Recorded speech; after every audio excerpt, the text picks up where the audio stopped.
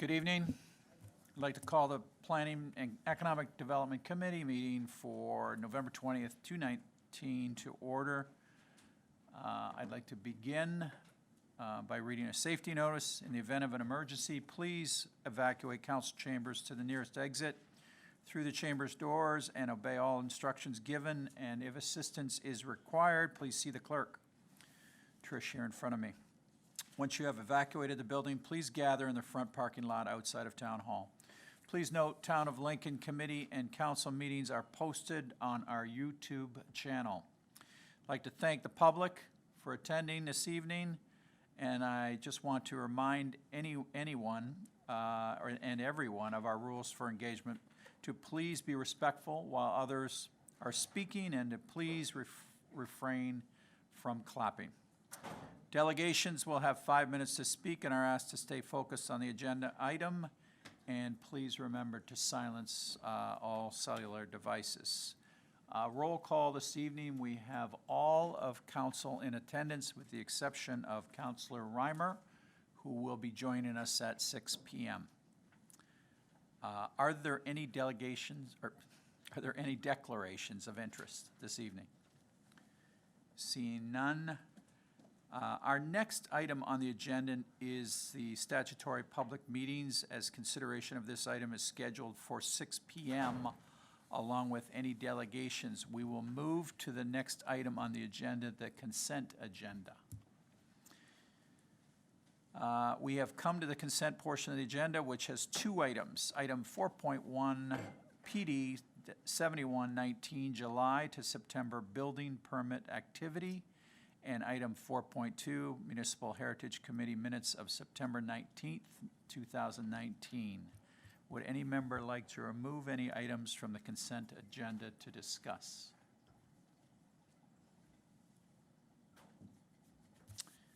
Councilor Mikulik. Yes, thank you, Mr. Chair. I wouldn't mind removing 6.1. Which is the building permit or the building 4.1? permit. Sorry, I'm looking at this, the building permit activity. Okay, fine. We can just, okay, we will discuss that right now. You have the floor. I just want to comment to that, just how impressed I am with the number, with the building that is going on, and kudos to staff for making this all happen. And it looks like there's a lot going on this year to date, and I think it should be acknowledged that that's a lot of building that's going on in the town of Lincoln. That's really all I have to say is more than a comment. Thank you. Very good. Any other comments with regards to the building permit activity? Councillor Timmers? Thank you, Chair McPherson. I had one question when I was reading through it today. It was just on the through to planning on the building permit. What page? Page 1 of, where are we? Sorry, I'm just going to pull it up here. It's the estimated value of construction. I was just wondering on the industrial, commercial, and institutional why it's at 0, whereas every other category has a figure with the estimated value of construction. I was just curious on that.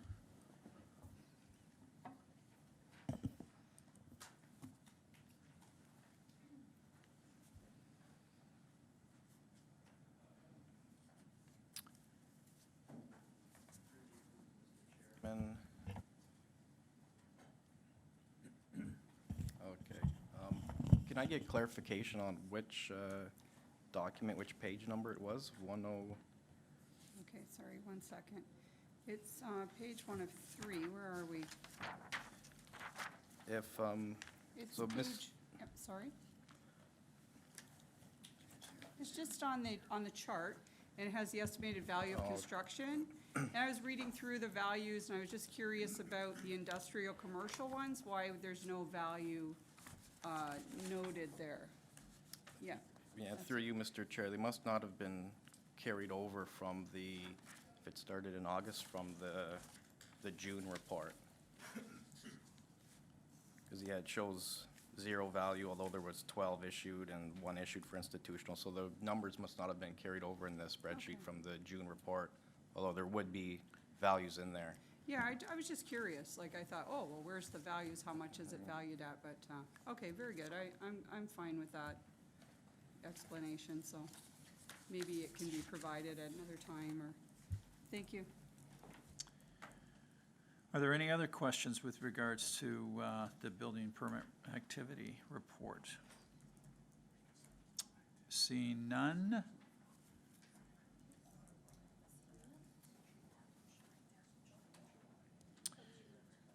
Okay, so we have a motion, and we will need a mover for the motion. That council, Trish, come on back up here. Oh, that, okay. Sorry, that council received the 2019 third quarter building permit activity report. Need a mover. Councilor Brunei, all in favor? Opposed? And that is carried.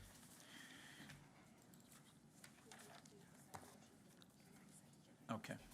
And we have another motion that council received for information, Municipal Heritage Committee minutes of September 19th, 2019. Can I get a mover for that motion? Councilor Timmers, and all in favor? Opposed? And that is carried. And I'm going to go back. I apologize to roll call. I skipped over our staff roll call. I apologize for that. Here, representing Economic Development and our Planning Department, we have our Director of Planning and Development, Kathleen Dale, our Associate Director of Planning and Development, Matt Bruder. We have our Chief Building Official, Andrew Greenaway, and we have our Manager of Municipal Enforcement Services, Dan Smith, along with our Economic Development Officer, Paul Deaney, and we have other staff members in attendance.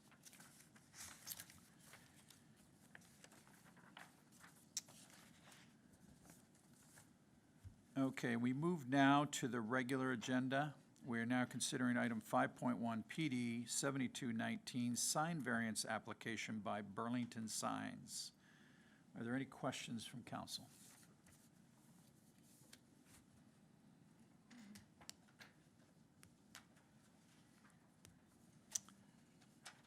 Seeing none? We do have a question? Mayor Easton? Mr. Chairman, I was wondering if there was any urgency with this application and whether it could wait. It is a permanent sign. Would there be any objection if we waited until we had the sign bylaw finally addressed? What concerned me was actually the appearance of the area where this sign is going and the condition of the signs adjacent to it. It wasn't, I don't have any objections to the new sign, but it's the whole appearance of that corner. So that would be my question. And that would be, clerk, a decision of council to wait on that. Would we need a motion for that to hold off or to defer?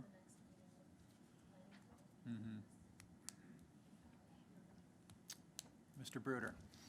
Thank you, Mr. Chair. So I'm not aware if there's any big rush for this particular sign, but I would note that, you know, in waiting for the sign bylaw to be finalized, the whole point, which we'll hear about in a minute, about that private property sign bylaw is more to address things like inconsistencies along regional corridors with regional requirements and things of that sort, and of course to more stringently restrict the temporary signs along our main corridors. In terms of the aesthetics, I mean, I'm not sure that the purpose of our sign bylaw, as it relates to this sign specifically, would result in any changes, so I just wanted to flag that. I'm not sure that waiting would result in any changes, just because, like I say, this sign in particular, I don't think there's any problems with the aesthetics in terms of what the new bylaw is likely to be. Right. Okay, so the point is that in the picture that we have, the adjacent signs wouldn't change under any circumstances unless the business owners came forward and were looking for new signs themselves. So regardless of where the sign went, that would be the circumstances. Through you, Mr. Chair, yeah, I mean, as long as the, you know, the signs and everything meet the requirements, which I think those ones do, they're also on the adjacent property, so I wouldn't see them changing. Okay. All right, Mr. Chairman, I'll, based on the information from the director, I'll pass on. Well, Madam Mayor, I thought your question was valid in that when I looked at this request, we've got a sign right beside a sign. And, you know, for purposes of the private property bylaw, one of our goals, I believe, is to clean up some of the signs along Ontario Street, or anywhere in the community. So to approve a sign right beside another sign that we could, you know, maybe have that new sign sit right on top of the other sign would kind of make sense to me. You know, I know what the new owner's trying to do. I mean, they're obviously trying to differentiate themselves, you know, in putting the sign up. I'm not sure, you know, we're accomplishing what we're trying to accomplish by putting another sign up right beside the existing sign. Just if there was any discussion about that in staff. Yeah, through you, Mr. Chair. Our current bylaw has regulations from distance from signs to signs on the same property. There's no regulations from sign on one property to signs on an adjacent property. At this point, our next item will be the private property sign bylaw, so we do have some recommendations if committee and council wish to include a separation from signs on different properties. So it'd be these are best two to- separate properties. This isn't the same building. This isn't the Okay, same property. that They're both helps. That separate helps. properties. Yep. That helps. I thought it was maybe businesses within that building.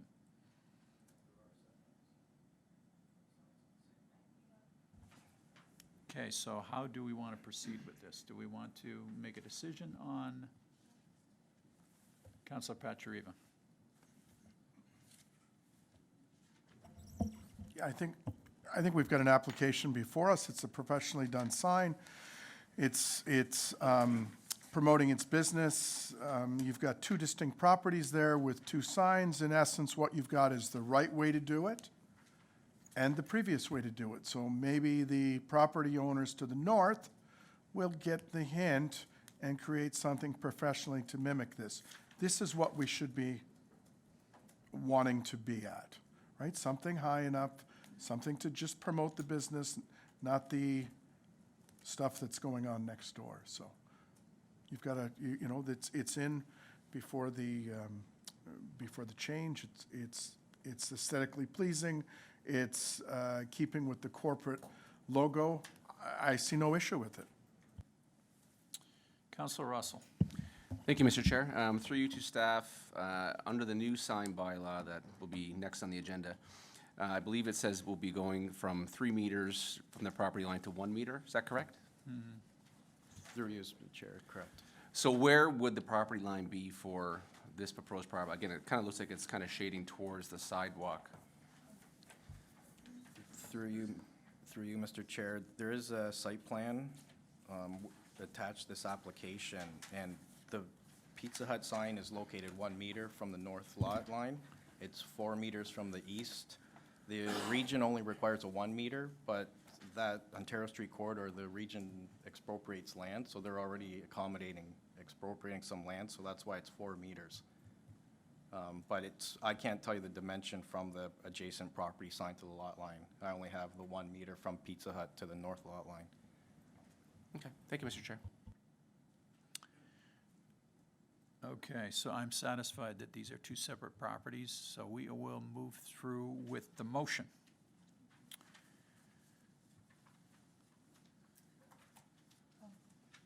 Madam Mayor. You move the motion? Okay, so The motion is that council approve the sign variance application in the name of Burlington Signs to permit the installation of a new pole sign, and it's moved by Mayor Easton. All in favor? Opposed? That is carried. We are now considering item 5.2, PD 7319, amendments to the private property sign bylaw. Are there any questions from council? Councilor Mikulik. Thank you, Mr. Chair. Just looking at this, and I wasn't, as far as the region allowing a 1 meter setback, is there any concern about sight lines with regards to pulling in and out of parking lots depending on the sign that's displayed? Is there any concern regarding sight lines and visibility to traffic or pedestrians? Through you, Mr. Chair, for signs for the municipality, when they need a variance, they go to our Public Works Department. They'll review the application and the citing, and their comments are, they look into that, if it's within the visibility triangle, any sight line issues. So Public Works engineering staff comment on that. As for a 1 meter setback, the region allows it. We're trying to align our bylaw with the region to stop. Every year, it seems like we do 2 to 3 variance applications where the applicant will go to the region, get their permit based on a 1 meter setback, and then they come and see us and it requires a 3 meter. So we're just trying to align our bylaw with the region.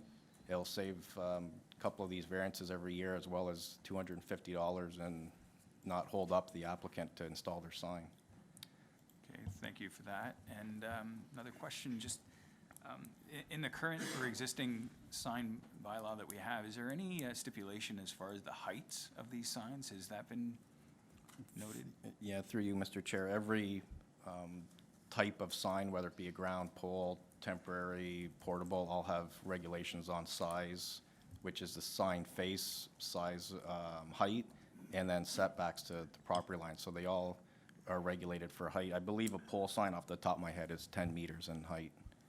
Okay, and if I may, Mr. Greenaway's on a roll here. I'm going to ask one more regarding item 5, include a general provision that all signs bear the name of the owner of the sign. Does that mean like it has to be on the bottom corner? Does it matter the font, the size of that recognition, or is it like, let's say there was an event that was being hosted, does that fall in that category, or how does that play into this bylaw? Through you, Mr. Chair, we haven't required a certain font or size of lettering on the sign. The reason behind that is for portable and mobile signs, if the business owner rented one from a company and they're past due and it has to be removed, when we contact the business owner, they would say, it's not my sign, contact the supplier, the rental, the company we got the sign from. So it's kind of, we can just go to the sign, see who owns it, and directly contact them instead of trying to track them and chase them down through the business or the property owner. Okay, so the spirit of that is to be able to identify who to contact with regards to these signs to remove them at an appropriate time? Correct. It's basically for enforcement. Okay, thank you, that's all. Councilor Brunet. Thank you, Chair McPherson. Through you to the CBO. So I'm just trying to establish, when I read the report, it says that, the background here is that the current private property bylaw sign was adopted in 2005, and therefore it is necessary to ensure that the bylaw is reviewed and updated. So, 14 years, I've been on council now for 5 years, and we hear about this continuously about what our signs look like, especially coming up Ontario Street. So, through Mr. Chair, the CBO has said a couple times tonight already that we're trying to align at this particular time with the region, but, are there best practices here? Like how often should we be revisiting this? And is this being revisited because of the complaints that we've been given? Or I'm just trying to understand, the fact that we've allowed this to go 14 years before we've actually sat down to discuss it. That'd be my first question. Through you, Mr. Chairman, I I believe the reason we're going this route is because we're been asked to clean the signs up on Ontario Street. If we were to go that route and enforce the current sign bylaw, these portable and mobile signs would be they would be able to obtain a permit and they would be there permanently. So for staff to go out and enforce and clean up Ontario Street, I'm recommending that we get this bylaw approved because we're asking for mobile and temporary signs to be limited. We want to restrict them. We don't want them to be permanent. Okay, so that's great. I wanted to set that question so I understood the background from the staff perspective, so that leads perfectly into my next question. Thank you. So when I look at some of the provisions that we're trying to move forward were, and specifically, through you, Mr. Chair, to the CBO, with regards to restriction on portable and mobile signs, I'm just trying to understand from a bylaw perspective, like how this is really gonna work, because like to me, like this is a huge tracking. I don't know how we do this, but I mean, let's just say for argument's sake, what we're saying in item number 2 there is that a tenant or a business could have a portable sign up for 15 consecutive days to a maximum of 3 times a year. So technically, through you, Mr. Chair, a business could put up a portable sign for 15 days, take it down for a day, and then the following day put it up for another 15. Or, you know, a fish and chip restaurant could put it up once a week for 52 weeks. I'm trying to understand from a tracking system how this will be looked at from a bylaw perspective moving forward, and maybe that's a question for Mr. Smith. Through you, Mr. Chair, these temporary signs, when we issue the sign permit, the permit will state on it the days that it's allowed to be installed. So the enforcement of having the sign removed, once the date is expired, then the sign doesn't conform, it doesn't have an active sign permit, and staff can enforce to have it removed. So we'll be enforcing it and tracking it through the building permitting software.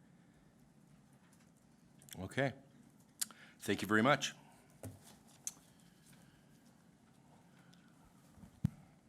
Councilor Russell. Thank you, Mr. Chair. Through you to the staff. Again, this is a very exciting bylaw for me. I know just in the last year and a half, since I've even going back to the campaign, this was constantly brought up by our residents, so I think I applaud staff for bringing something forward that's going to address it. My one question that I have is, with regard to permanent signs that may not conform to this bylaw, and again, just as an example, if you go back to the previous agenda item, just for reference, I'm not saying this is not would be an illegal sign, but for a permanent sign like that China Dynasty sign, if it were too close and didn't meet the standards of being 1 meter away from the lot line, how would we address that? Would we have the business move it? Would we have the owner move it, or would we have to have it removed? How would a permanent sign be addressed if it doesn't conform today? Mr. Bruder? Thank you, Mr. Chair. So we actually consulted with our solicitor on that just to see exactly how that could work or how that could work. So for signs that aren't in conformity, and then, you know, we pass this new bylaw, there's no legal non-conforming status with these. So enforcement could mean, you know, obviously we would provide, you know, a flexibility in terms of a timeline or whatnot, but they would be required to move them.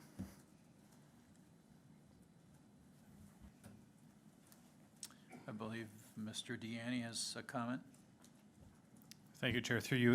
In addition, as the Director of Planning mentioned to me as well, I mean, our CIP application could help entice some of the business owners along Ontario Street and other parts of our community to upgrade the signage and be eligible for some grants.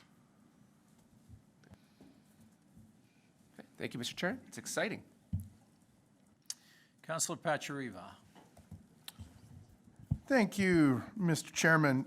Just a question with respect to the report PD 7319. Page 2, point number 3, remove setback requirements to traffic light standards for all signs. What does that mean? Through you, Mr. Chair, the current bylaw has a requirement for all signs, whether it's pole, ground, wall, that any sign can't be installed within a 30-meter setback from a light. So if you were to look at Tim Hortons on John and Ontario Street. If you were to measure 30 meters from the street, the stoplight, they wouldn't be permitted to install any signs pretty much along their frontage because of this 30-meter setback. All signs that are on the same street as the hydro poles get sent to Niagara Peninsula Energy for comments anyway. So they do review the sign applications when they're on the hydro. Pizza Hut never went because the hydro wires are on the other side of the street, but that's just, that one could throw a wrench into things at 30 meters for any signs that are within 30 meters. It's a pretty far setback. Okay. So through you, Mr. Chairman, what is that new, is there, to Mr. Greenaway, is there a new amount, or like a new setback, or it's just going to be on a per-case basis? Yeah, through you, Mr. Chair. If there are within the hydro lines, we would send it to the energy does have jurisdiction over it, so we send it to them for comment. Any sign that we send to them, they've approved it, haven't provided any comments back. Okay, that's fantastic. And a question through you, Mr. Chairman, to Mr. Deanne. He alluded to it, but opportunity for these businesses to access a CIP grant in order to refurbish their signage, go to, sign poles digitized with messaging, which would take place of those billboard signs we see right now? Mr. Deanne? Yes, thank you, Chair. I'm actually going to send the question over to the Director of Planning. Thank you.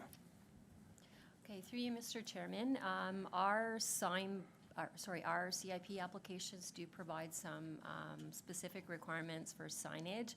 So, I mean, things like, large neon lighting is not supported through the CIP program. So any new signage would have, like, if they want a grant for a sign as part of their CIP application to maybe improve their facade or something like that, they would have to follow those design guidelines.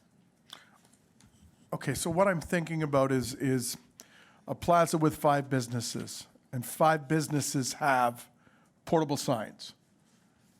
And they install one big sign that the monthly advertisement can be advertised there, whether it's LED or, as we see at AMO, pictures or whatever. As long as they're not a distraction, there might be an opportunity for that, correct? Through CIP.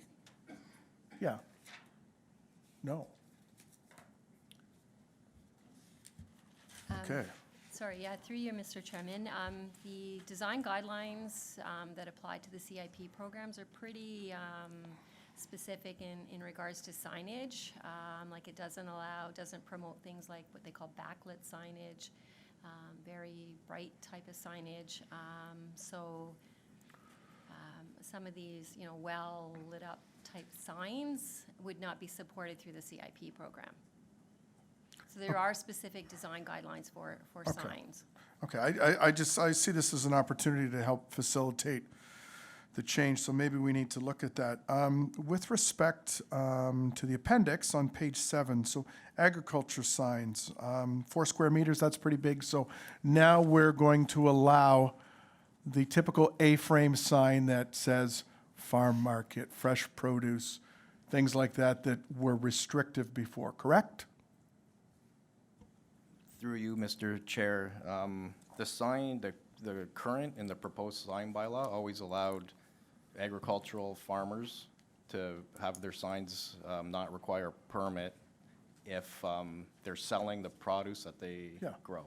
Okay. So the farmers can continue putting their roadside signs up, signs on at the side of their barn, signs on their property, as long as they're a bona fide farmer selling their product. Okay, because we did have instances before Mr. Smith that this was not the case, is that we were going around and we were taking these signs and stockpiling them, someone selling eggs, and that was deemed in contravention to the bylaw. For a Center for Excellence in Agriculture, and we want to promote, a locally grown wares, that should be a stipulation that you're allowed to do that, correct? Through you, Mr. Chair, the signs I believe that bylaw would have taken would have been on the road allowance, not private property. So that's the difference. If they're on the private property, they wouldn't require a permit and they can remain in place as long as. Okay, well, that's terrific. So then through all of this too, there's a little education process that we need to have. We have a little PIC. This is what's allowed. This is where you can put it. We'll work with the owners. Fabulous. Thank you. Councillor Rajima. Thank you, Chair McPherson. I have a question I want to clarify something that Councillor Patrick Riva brought up, and that was number 3. I have 2 questions, actually. Number 3, remove setback requirements to traffic light standards for all signs. So is that proposed former requirement, is that not there partially to ensure that we have good, proper sightlines for traffic? Through you, Mr. Chairman, I believe I couldn't answer why they put it in there, but I believe it was in there because of the hydro lines in the air. I don't think the current bylaw had it in there to do with sightlines or visual distractions. I think it was with the setback to the hydro poles and the lines in the air. Okay, thank you. And through you, Mr. Chair, I'm wondering though, in some signs, I would think that don't have, if there's no setback requirement to a light standard, I think some signs in some situations could propose a sightline problem. I'm wondering about that. Through you, Mr. Chair, the sign's still required to be 1 meter from the lot lines. If, yeah, we do have a daylight triangle, but before, so what we're doing, this is the first step. The second step is we're proposing to hold an open house in December, and then what I want to do is take comments from tonight, comments from the open house, and bring it back in the new year for it to be finalized. If you want in the meantime, I can get comments from our engineering department and see if they can comment on that sight lines with the street light standards and the light poles, if you want. I can get them to provide comment, and if they have any. Okay, thank you. That'd be a question I have, and hopefully that'll come up during the public information sessions as well. And yeah, if you'd look into that, that would be wonderful. And through you, Mr. Chair, I have another question. Sure. Also, clarification to what Councillor Patry was talking about earlier on. Point number 2, restrict portable and mobile signs for each tenant or business to 15 consecutive days to a maximum of 3 times a year. So if there were 6 businesses in a row in a plaza, each one of those could have a sign for 15 consecutive days for 3 times a year. So there could potentially, say, in a plaza with 6 businesses, there could potentially be 6 signs up at once for 15 consecutive days? Or is that something we need to define a little further to prevent that? Through you, Mr. Chair. Through you, Mr. Chair, the number that we decided to go with, some of the neighboring municipalities require the signs or allow the signs to be up for 5 days, 3 times a year. Others are 30 days, 3 times a year. We went with 15. But the current bylaw for portable and mobile signs also have a separation between them of 20 meters. So if most plazas couldn't erect more than 1 or say 2 portable mobile signs at the same time because of the distance between them that's required. Okay, so a clarification question, Mr. Chair. So that leads me to believe, and I think I know this already, that some signs that we see out there are currently illegal, and we're going to be, and from what I heard early on, we're going to be able to deal with those signs. Through you, Mr. Chair, correct. Just for some more clarification, a mobile sign is the 8x4, 5x8. They're the black sign with legs or sometimes wheels on them that they insert neon letters. A portable sign is a sandwich style, A-frame style, T-style sign. So I went down Ontario Street today, I counted 33 between King and Green Lane. I didn't go north of Green Lane, I didn't go on King Street west of Ontario. But I can confirm that none of those signs have a permit for portable or mobile sign, except for one. We did issue a mobile sign for one business on that corridor, but we gave it a expiry date of when the new bylaw was passed, so that he couldn't get grandfathered in. So all of those signs do not have a municipal or a regional permit. So when the new bylaw comes in, we can enforce and have them cleaned up. Very interesting, thank you. Thank you, Mr. Chair.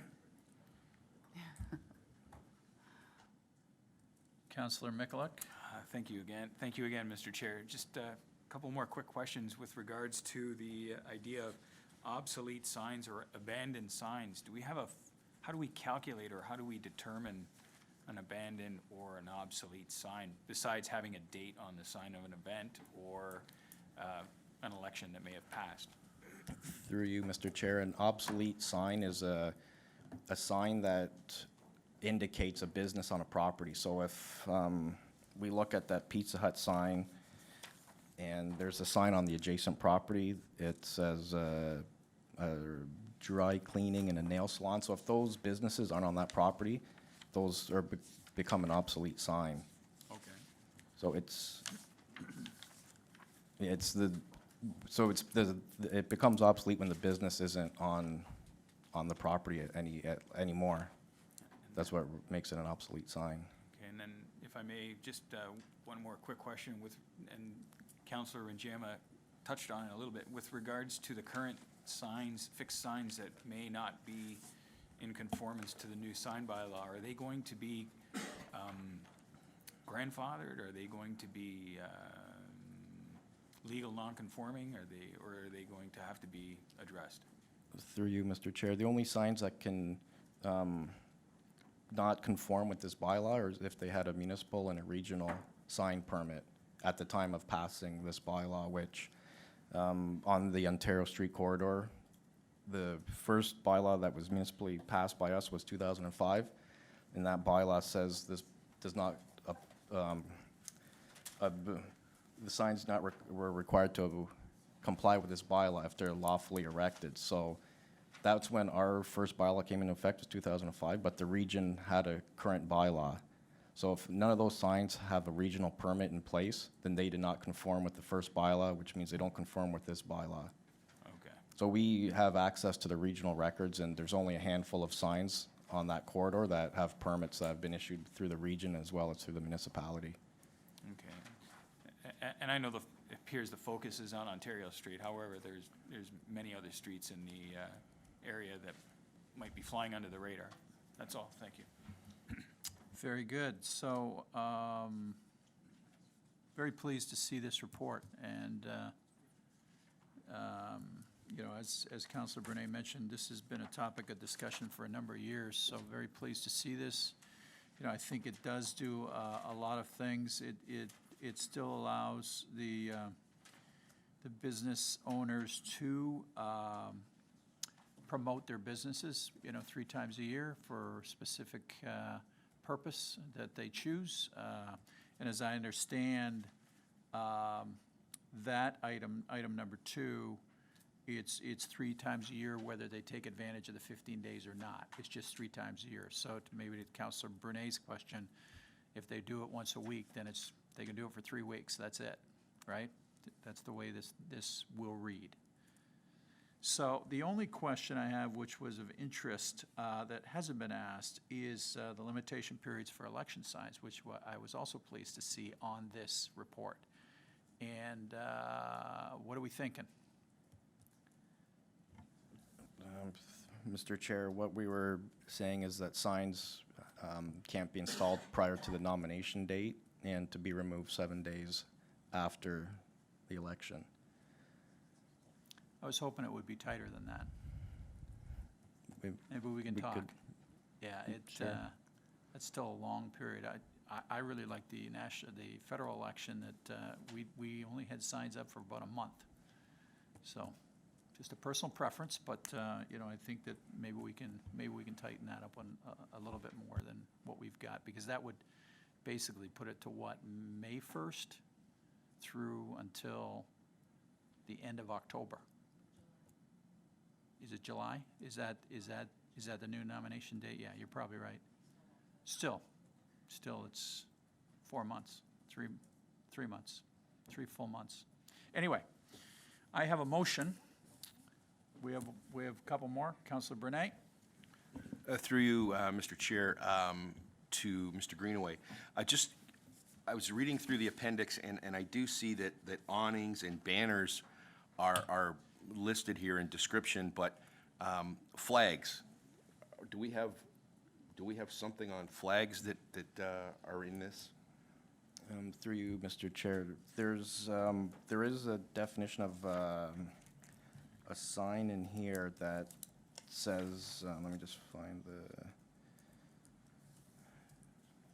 the flashing, not flashing. There is a sign that captures movement by air. So it is in here. Okay. So signs are captured under this bylaw. Okay. Yeah. Thank you very much. And Mayor Easton? Thank you very much, Mr. Chairman. Signs probably constitute the majority of complaints. And when people complain about the signs, they are quite animated about it. So it definitely is a problem. There's a lot of detail here. I'm trying to figure out how the churches and other organizations are going to fare in terms of advertising church suppers and those kinds of things. And I think about, the permanent signs that some of the churches have, to advertise bingos and that sort of thing. I just want to make sure that those, because some of them become quite permanent, how will they fare with this bylaw? Mr. Greenaway? Or Mr. Through you, Bruder? Mr. Chair, I'm just gonna pull up the ground sign requirements. So ground signs are permitted in institutional zone, which are church properties, up to 4 square meters. So they are allowed to be installed in institutional zones permanently if they're 4 square meters. If they want to go any bigger than that, then they would require a sign variance through committee. Okay. All right. And, Mr. Chairman, your question about the election signs, if the detail on location and sizes isn't in this, is it part of Elections Canada? Do we have a staff that can answer that? Julie's going to come to the podium.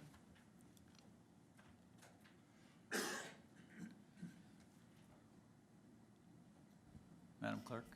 So, in answer to your question through the chair to the mayor, any kind of change in signage, if that's brought forward by the Municipal Elections Act, we will make sure that we're adhering to the legislation. I know that we were working on a separate election sign bylaw the previous election, and that's something that we will be moving towards for the next election. So there will be some slight changes in that. Okay, so we can expect the You will the expect detail. that closer to the election. Okay, Yes. that's great. That's fine. I'm just looking for enforcement, because that is a major issue. It has been a major issue the last 2. Thank you very much, Mr. Chairman.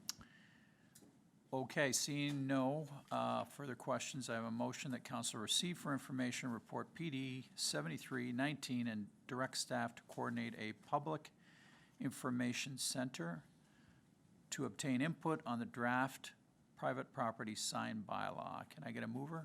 Councilor Russell, all in favor? Opposed? And that is carried. So now, as we have concluded consideration of all the consent agenda and regular agenda items, we will recess and resume the meeting at 6 p.m. to consider statutory public meetings, PD 7019, proposed amendments to the official plan and zoning bylaw for cannabis regulations. So we are in recess.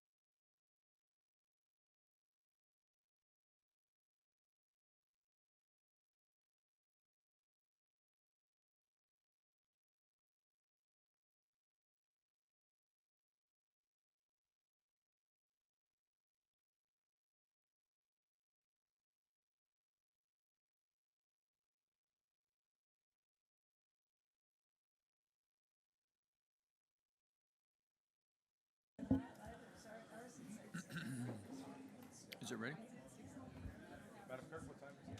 We ready? Ready.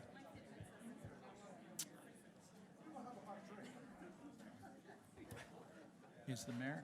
Everybody here? Okay.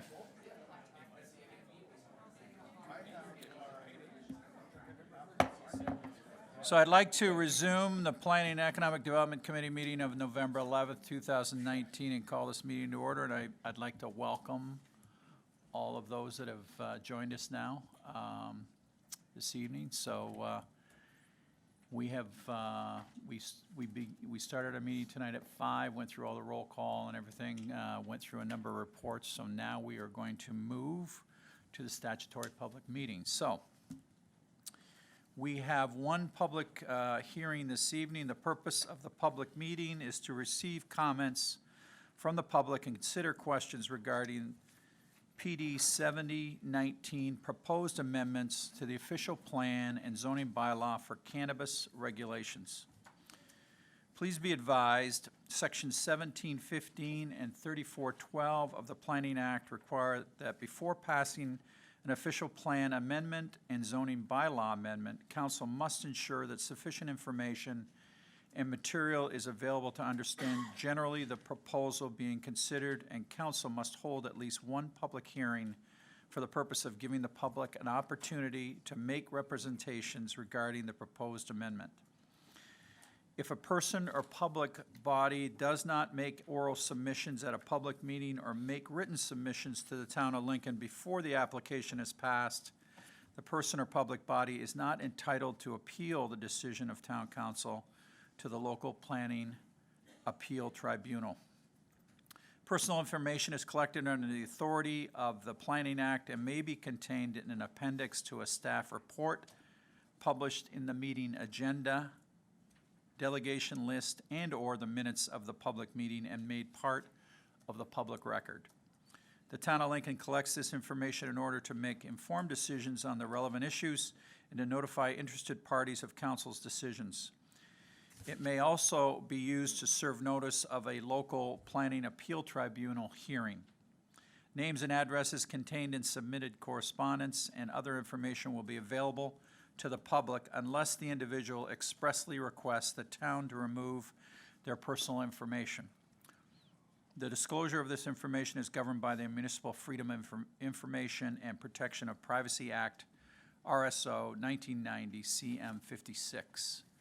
We stress that at this point, no decision has been made on the application, and council will take any comments received into account in their consideration of these items.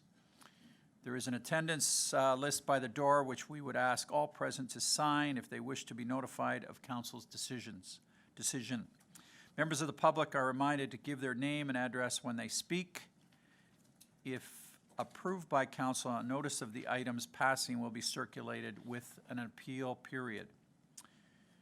This public hearing is for the purpose of the proposed amendments to the official plan and zoning bylaw for cannabis regulations. Staff will provide a presentation. I believe that's Mr. Bruder, so please come forward, Matt.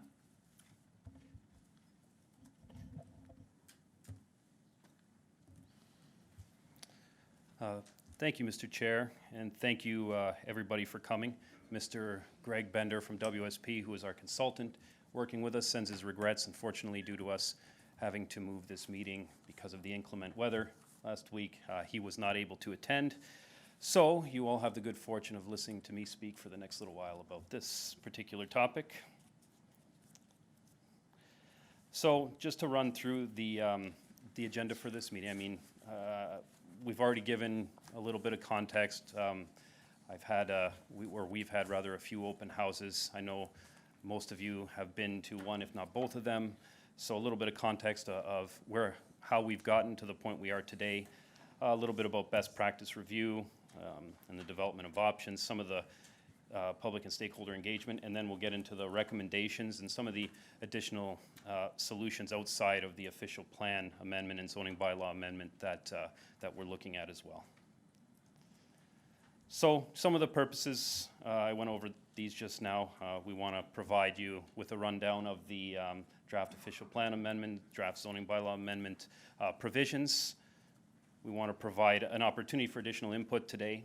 That's the purpose of this public meeting. We want to hear from you. We want to hear from anybody that's interested in coming up and speaking. And then go forward. How do we go forward from here?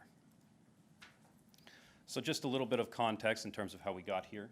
As you all are aware, earlier this year, at the beginning of the year, we passed an interim control bylaw for the reasons of undertaking this study. Now, the study was for the entire zoning bylaw.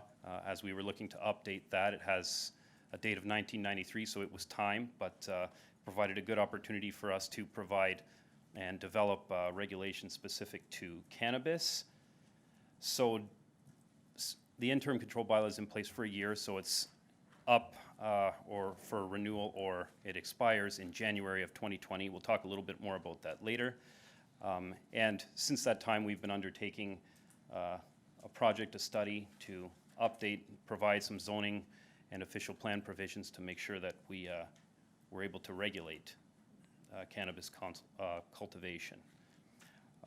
We held public consultations. You're aware we had PIC on June 26th to identify issues. Then we had our open houses a few weeks back to obtain input and feedback on some of the directions we were going. We provided on a little bit higher level some of the recommendations that we were looking at, and we wanted to make sure that we received input.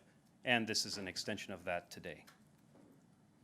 It's important to know too that this project, I mean, I mentioned, when we passed the interim control bylaw, it was for the zoning update, but it's evolved since then, based on the input we've received, to something beyond just updating our official plan and zoning. There's other controls too that we've realized we've had to look at, that we've been taking a look around to see what others are doing, and considering input we've received that we have to bring forward as well. So a little bit more context in terms of some of the agencies that are involved. There's Health Canada. They're the federal licensor. They issue the licenses for cannabis cultivation facilities. It's kind of a little bit different. I mean, we've got the larger scale commercial facilities. Those are subject to more stringent controls, such as having an air filtration system, security fence, all those things. And then we have our medicinal grow ops, which are more individuals or companies or what have you that are growing for others on a medicinal basis. And those ones are subject to far less controls. They are not subject to the same stringent criteria that the commercial growers are. Those seem to be where a lot of the odor concerns are coming from. Then we have OMAFRA, that's at the provincial level, and what they are is they're considering cannabis cultivation as an agricultural operation, as a normal farm practice. So that's an important distinction to make, because as of right now, they are not differentiating cannabis cultivation from any other agricultural operation. Then you have us.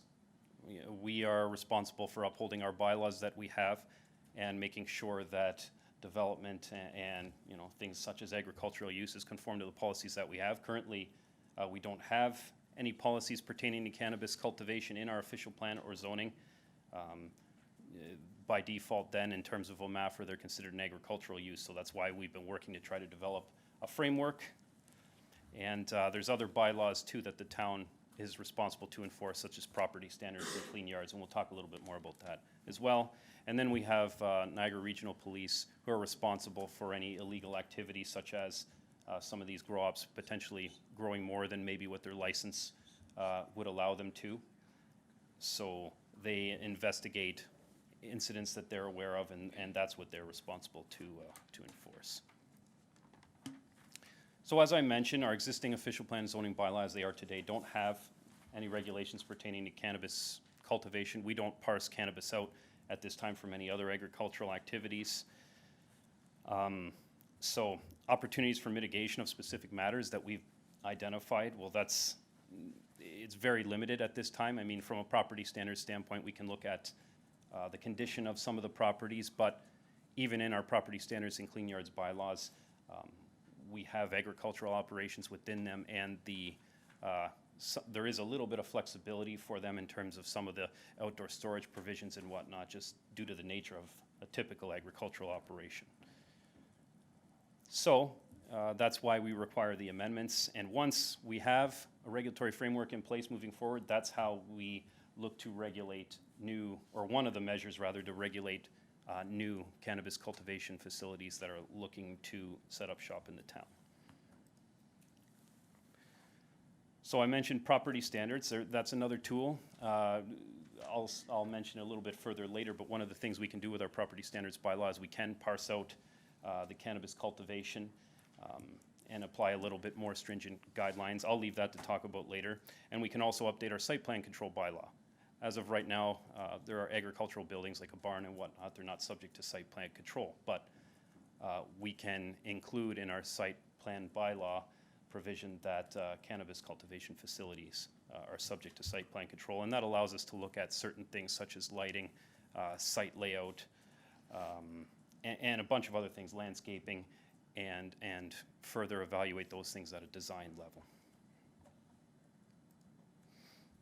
So just quickly, obviously when you're undertaking a study like this, you want to look at what's tried, true, and tested, which I can tell you in terms of cannabis regulation, there isn't a whole lot out there. Everybody's got a different opinion on how to approach this. We did look at what a variety of other municipalities are doing, some larger than us, some similar size to us, and a lot of it is similar to what we're proposing. The objective was, after hearing the concerns, especially that we heard at the open houses, was, we took some of the things that were the result of this best practice review, and then we refined it, made it a little more stringent to address our situation here as well. So when you talk about official plan and zoning provisions, you're talking about things that really, they guide the use of land. So like I said before, OMAFRA considers cannabis cultivation a normal farm practice, but we can have provisions in there to ensure compatibility. But there's additional tools too that we can turn to, especially to address some of the cultivation operations that are currently in effect. And I've talked about it at length in the open houses. Business licensing is a good way to do that.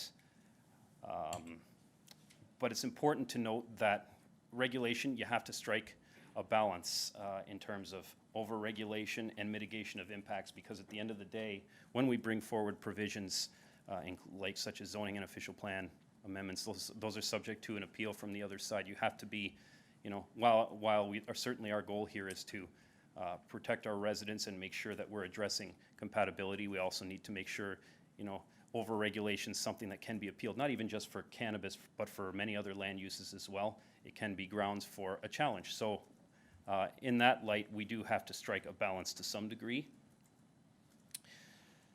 So existing operations, however, the ones that are already here, as I mentioned, they're not going to be subject. They'll be grandfathered in. You can't retroactively apply zoning. So that's why we're looking to implement business licensing. Public and stakeholder engagement. I'll quickly go over some of the issues that we've heard. Likely to hear some more tonight. The front and center issue is the odor, and not just the odor in terms of it smells bad or it's offensive, but people are indicating, it's getting in the way of them enjoying their property, impacting their quality of life. And obviously these are things that resonate with me and resonate with the town for sure when we look to develop a regulatory framework. Designated greenhouse growers versus commercial grower operations, for the reasons I mentioned earlier. They're treated differently in terms of licensing requirements and how stringent the controls are on them. That's a concern. So, it really speaks to us needing to drill down on some of these provisions, because the Health Canada licensing system does not for certain ones. Retrofit facilities, that's kind of going along the same line. It's when you don't have a purpose-built facility, when you're retrofitting, sometimes it's trying to fit a square peg into a round hole. Things don't fit right, might not work as they should, so that can be an issue as well. We talk about setbacks too. There was, while setbacks are welcomed, it's not the be-all and end-all. We heard that loud and clear. Odor travels a great distance. We're aware of that. Provincial legislation. We heard that environmental assessments should be required for cannabis production. There was, questions about impacts to air quality, most of which we haven't heard any defining studies that have concluded either way in this regard. Density, so having too many of these cannabis cultivation facilities too close to each other, that was something that was brought up multiple times as well.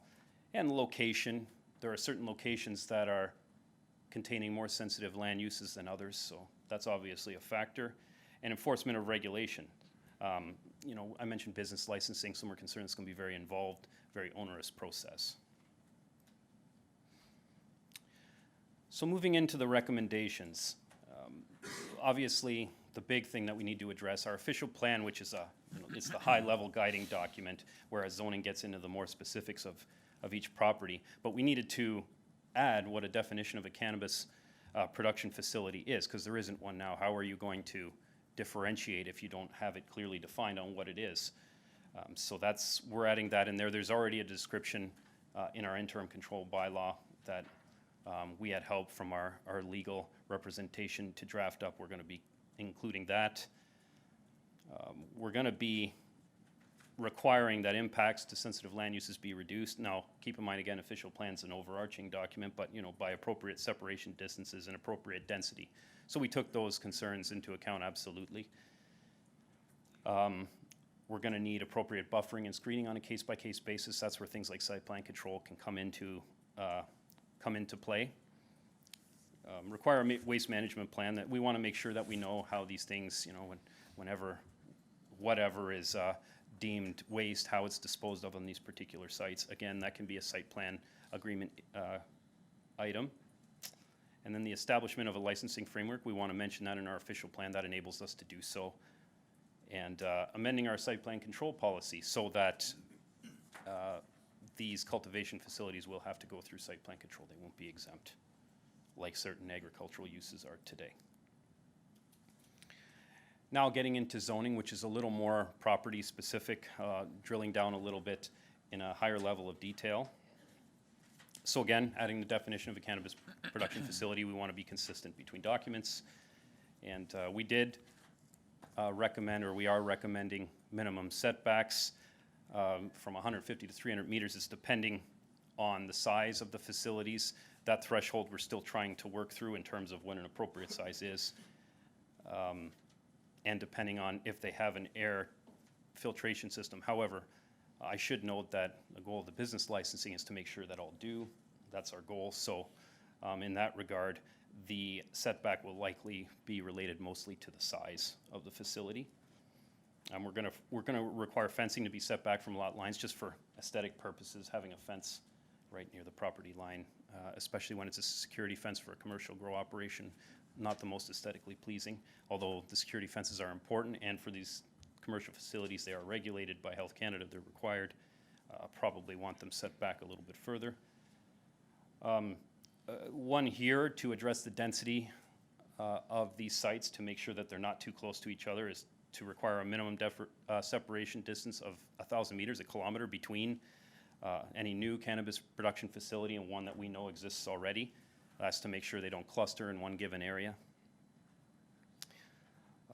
We want to regulate storage, signage, and advertising. We don't want any outdoor storage happening or advertising. And all primary accessory uses, we want them contained in the buildings. We don't want those types of activities happening outside. And a big one here is the minimum lot area of 8 hectares.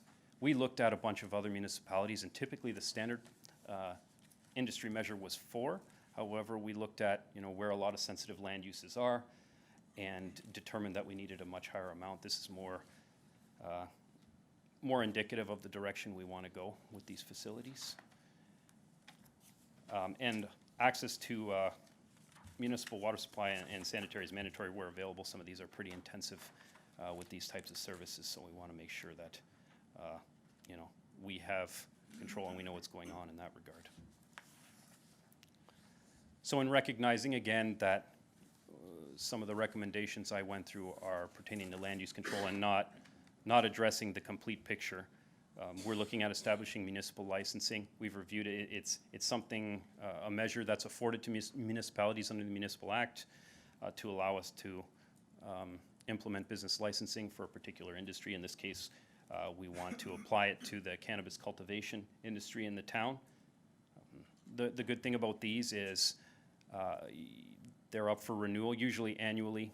They can subject these sites to inspections, and there can be criteria affixed to them, typically, or most importantly, that an air filtration system would be required, and this would serve to address the medicinal sites or the designated grow-op sites that we know of, as well as any new ones that we become aware of. Property standards bylaw, we're looking at making changes to it to differentiate, again, cannabis from other agricultural uses. This would allow us to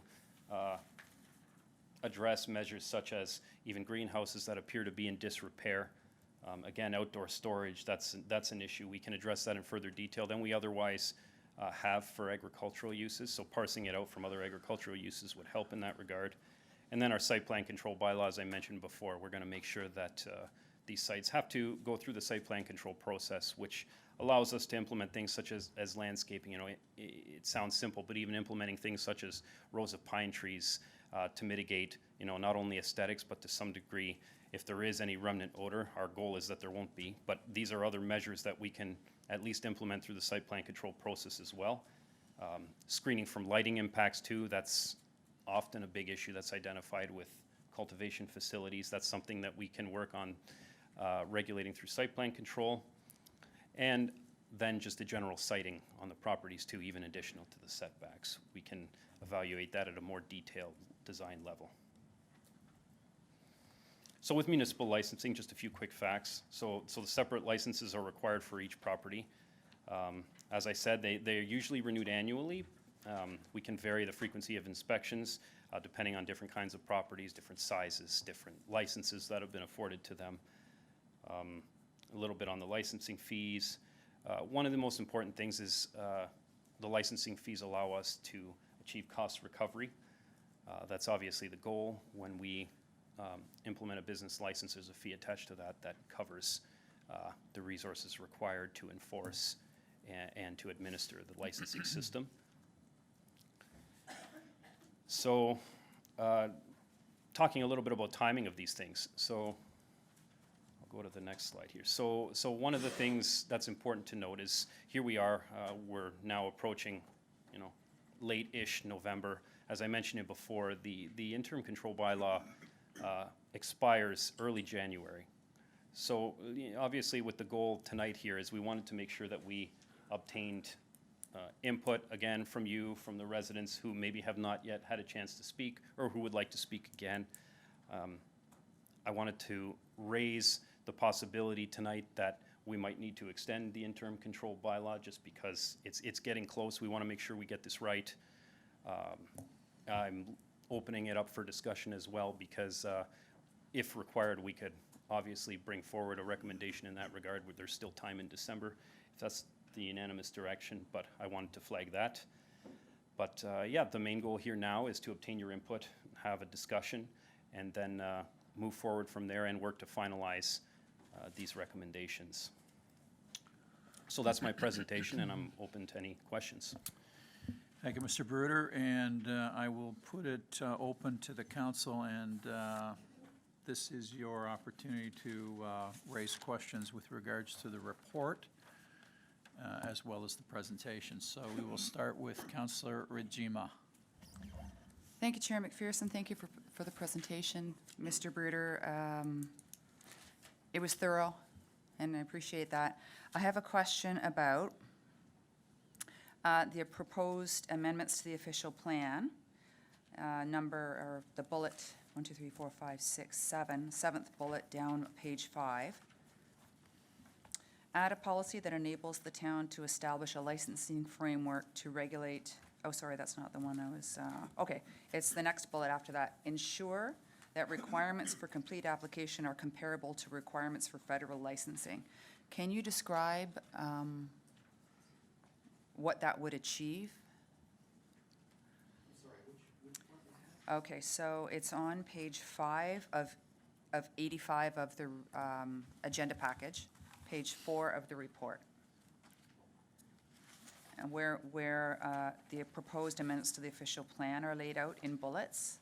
and it's 1, 2, 3, 4, 5, 6, 7. It's the seventh bullet down, eighth bullet, requiring that complete application requirements are comparable to requirements for federal licensing. So I'm wondering if we know practically what that will achieve. It sounds good, I just don't know what it means. Certainly. Through you, Mr. Chair. So that's just to make sure for especially for the commercial cannabis cultivation facilities that are subject to the more stringent Health Canada principles for measures pertaining to security, measures pertaining to air filtration system, that they're adhering to what those Health Canada stringent guidelines are for those particular licenses. So we want to make sure, we're not reinventing the wheel. There is stringent criteria there for those particular ones, so we want to make sure they adhere to those. Great, so we may require certain studies be put into place as a requirement for a complete application, for example? Yeah, that's a possibility for sure. Okay, thank you. And I have another question, if you don't mind, Sure. Mr. Chair.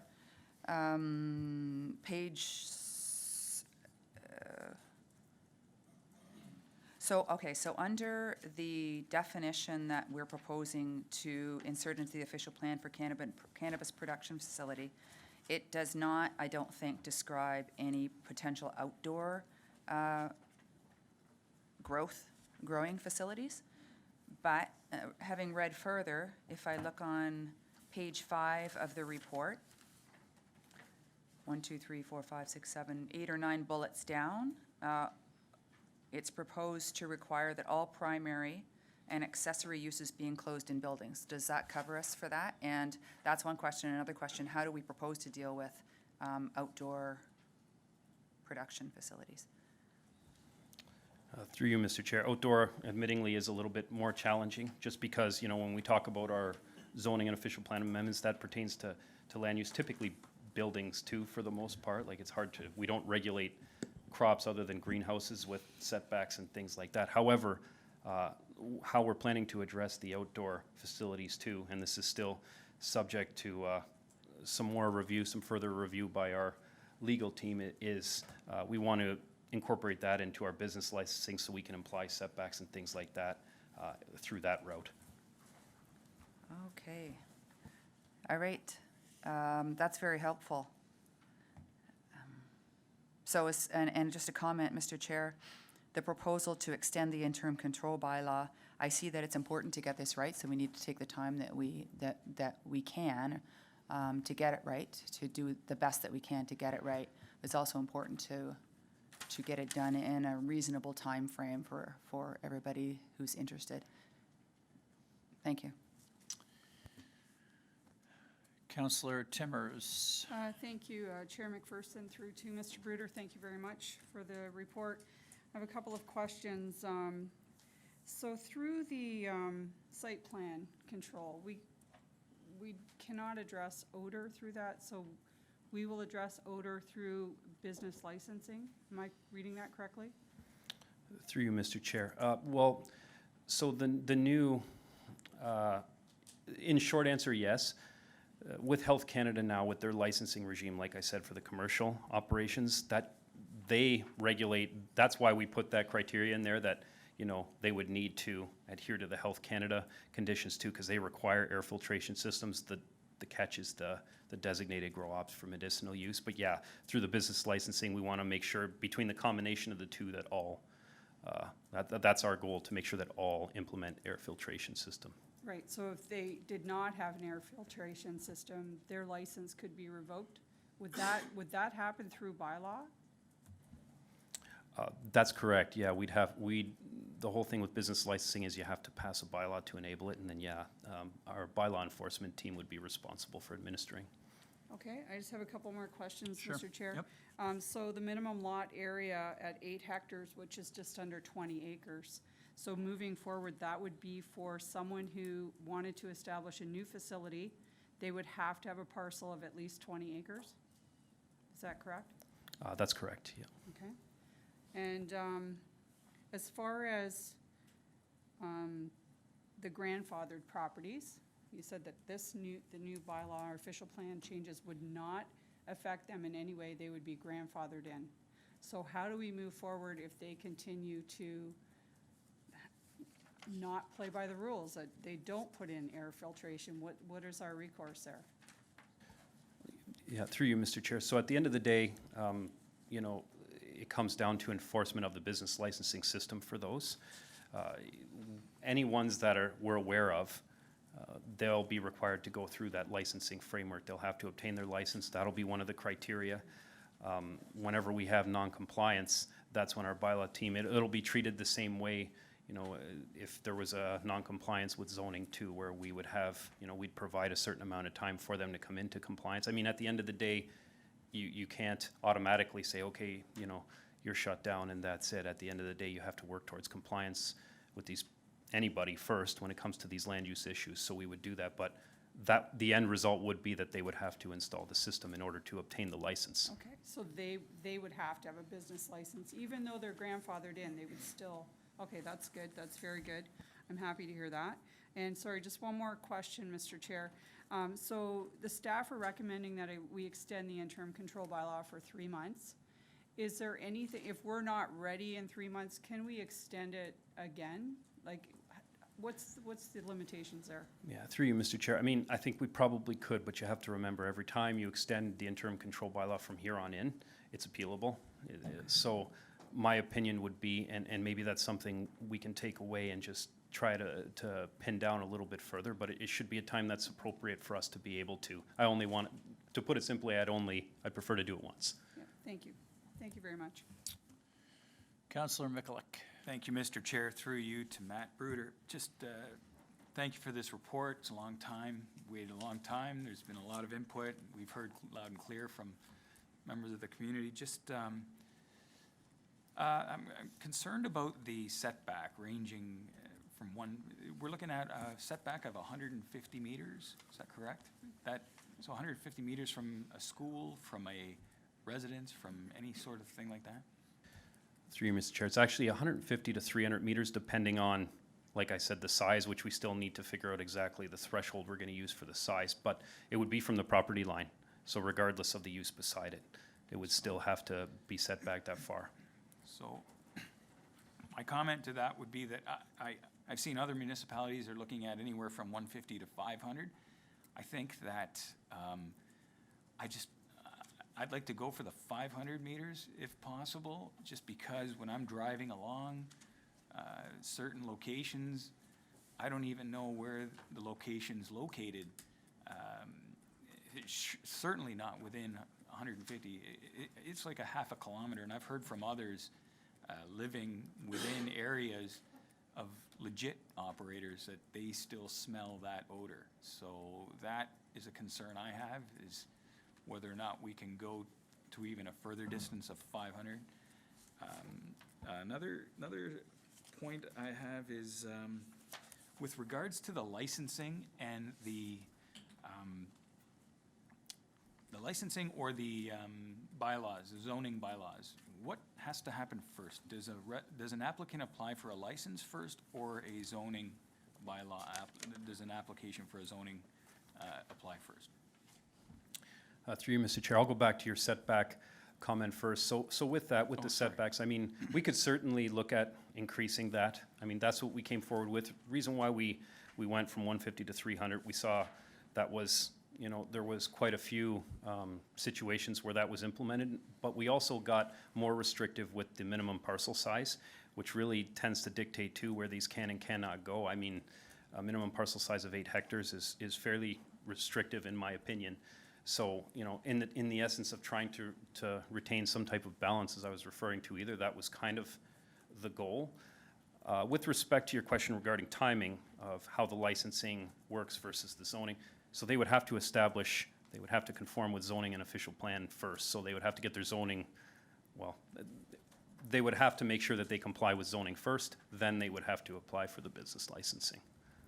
And if it's an existing system that's non-conforming, an existing cultivation facility that's non-conforming, they would still be subject to the business licensing even though they're legal non-conforming. So through you, Mr. Chair, at the end, ultimately a lot of this has to do with enforcement. There's currently odor mitigation processes that are supposed to be followed, but they're just not being enforced to the degree that we'd like to see. Would it be possible for us to, on top of the licensing portion, with regards to odor mitigation, add these sort of things like fencing, security fencing, odor mitigation, and this sort of thing on top of, include that in the zoning bylaw as well? We would be including things like encouraging a purpose-built facility for something brand new, but we could also encourage a lot of these things that you're referring to through the site plan process as well. Those could be factors that we make sure that are applied in that specific process too. So yes. And then just one more question for now. I'm sure there's other counselors that have questions. Would it be possible to enact or look into a nuisance odor bylaw that would possibly address these concerns? Because a lot of it, for most here, I think it's the odor that is the problem. And could we look at a nuisance odor bylaw moving forward? Through you, Mr. Chair, absolutely. As a matter of fact, that is one of the things we considered. Why we wanted to go forward with the business licensing and the requiring the air filtration system at this time is other municipalities are trying to implement odor bylaws. They're having a hard time writing those bylaws and actually, you mentioned enforcement earlier, enforcing them. Just for the fact is the scent does travel quite a bit. It's hard to prove in certain circumstances, you know, if you were to be before someone in court and you're trying to prove that it's a particular property, they could argue it's another property you're smelling. I mean, I know I'm oversimplifying here, but it lends itself to some enforcement difficulties, and we wanted to make sure we had a little bit more of a solid leg to stand on. So requiring that air filtration system as part of the business licensing was the way that we thought to go at this time. However, it is something that we can continue to look at further to further regulate as well. It's a possibility. Yeah. And I think the ultimate goal is, I'd like to see as many regulations as we can possibly attach to this sort of industry, which is what I'm considering it to be, not, you know, aside from agriculture, normal farm practice. I'm considering this to be an industry, and I think we should perhaps look at regulating it more so than less so. So that's it for now. Councillor Brunet. Thank you, Councillor McPherson, through you to Mr. Bruder. So I just wanted to touch on Councillor Mikulic's comment, and I think that's a really important point. When we were at AMO, I'm not sure if you were in that delegation, but you know we had you know ministry delegations with the Ministry of Environment, OMAFRA, and certainly from the nuisance control bylaw, I believe we received a tremendous amount of support from the parliamentary assistant from the Ministry of Environment at that delegation. I believe that's a very, very important point that we need to be pushing is the nuisance control bylaw, and I would think it would be a really missed point if we don't concentrate on that heavily moving forward. So I just wanted to endorse what Councillor Mikulic had said there. So through you, Mr. Chair, I just wanted to talk about you know, some of the things we're putting in here. So Matt, you spoke about maybe best practices, and when you reached out to some of the adjoining municipalities, they were looking at a minimum lot size of 4 hectares. So really, really, really glad to see that we're being restrictive here in the 8 hectares, and hopefully that is really going to minimize the amount of you know, permits and people who are going to come applying. So really, really glad to see that. You know, in our report, Mr. Chair, there were some letters from some business owners and obviously from residents that were concerned. One of them that I wanted to ask through you, Mr. Chair, to Mr. Bruder, in regards to grow-ops in the NEC jurisdiction. I'm wondering if you could comment on that, Mr. Bruder. Absolutely, through you, Mr. Chair. So it's a good point because any land uses that occur in the NEC, as we're all aware, our land use controls don't apply to them. They're regulated by the NEC. However, because they're still within the town limits, our business licensing framework would still apply. Okay, so no grow-ops in any land that the NEC controls? Well, in terms of right now, the interim control bylaw? No, moving forward. No, that's not necessarily the case, but anyone that would be there would be subject to whatever criteria we append to a business license for them. So the air filtration system, for example, but we can implement land use controls such as minimum parcel size and setbacks because it's not within our jurisdiction to do so. Okay, so on that same letter, there was a question where I believe it was a grape grower was asking a question about contamination, cross-contamination from cannabis to, let's say, grapes. And I believe there was a link there to a court case that's currently happening. I wonder if you could comment on that. Through you, Mr. Chair, I can certainly comment. I remember very clearly that particular piece of input that we received, and immediately after I reached out to OMAFRA as well to find out if there was any other instances that were known of where there was reference to cross-contamination or impacts to adjacent crops. I was told very briefly, no, there hasn't been. I know for that particular court case you're referring to, I'm not, as far as I understand it, there's no decision yet in terms of what the outcome's going to be.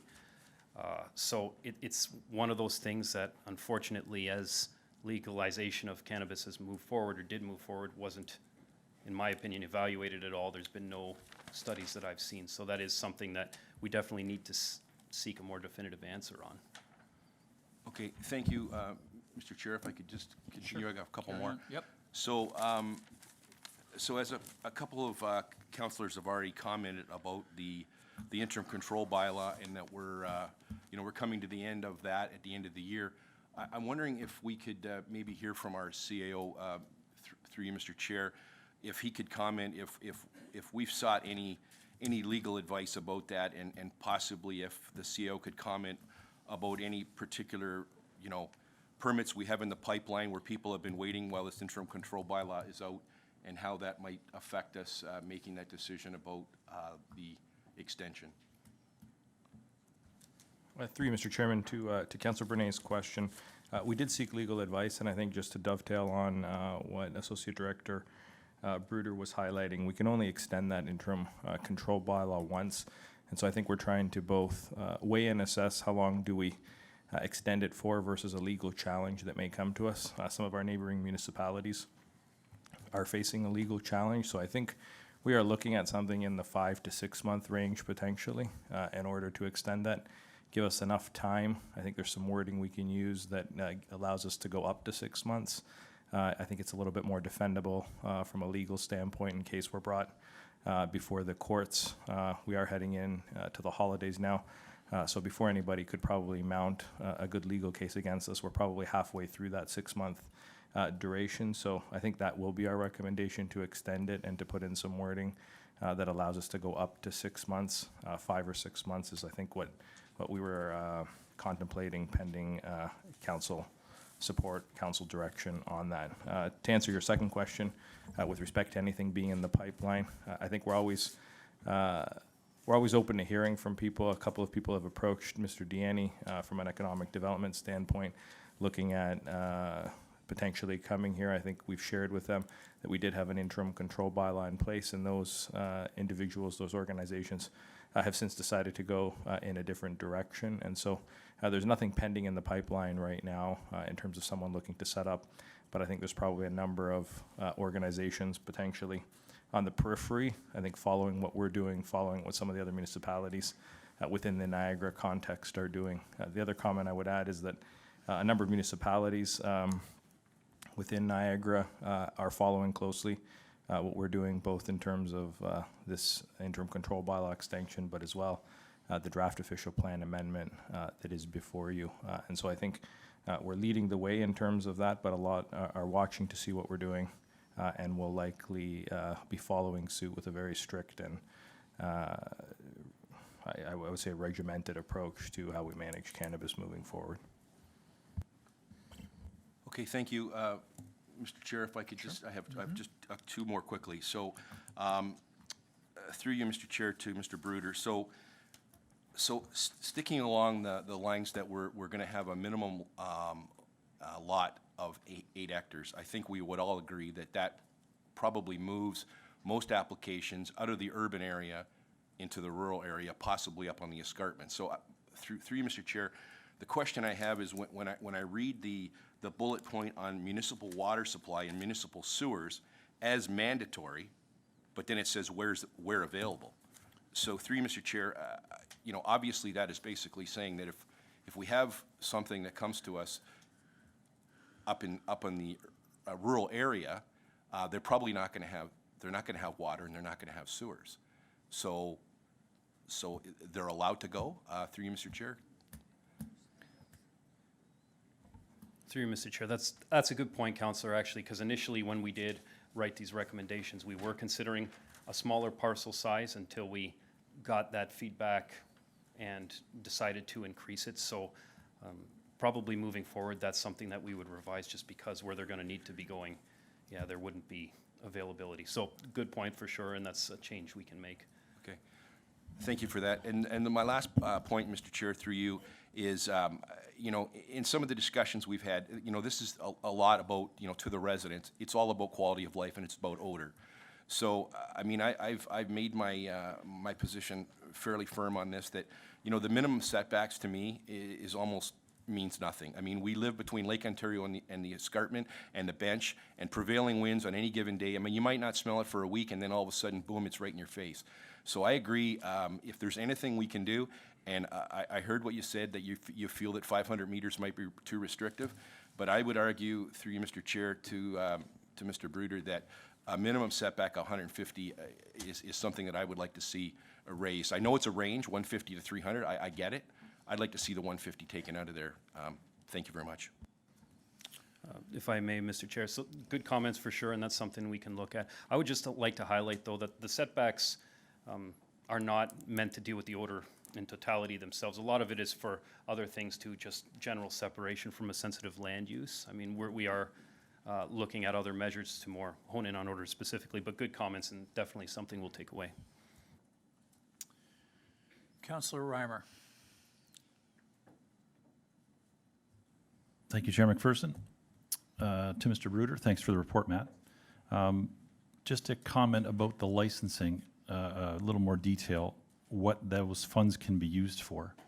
As far as the program goes, does that include Dan and his officers? Does that include yours, the planning department's time? Like how far does that go?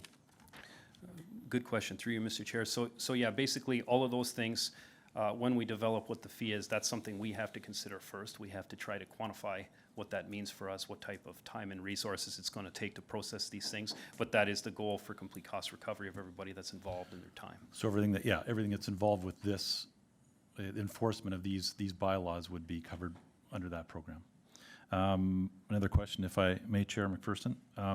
If we were to take two new developments, so one cannabis that comes to your office for planning initially, and one from a greenhouse grower that wants to grow flowers. How do they differ? Is any of this bylaw going to hinder somebody from putting up a greenhouse to grow flowers, vegetables, that kind of thing?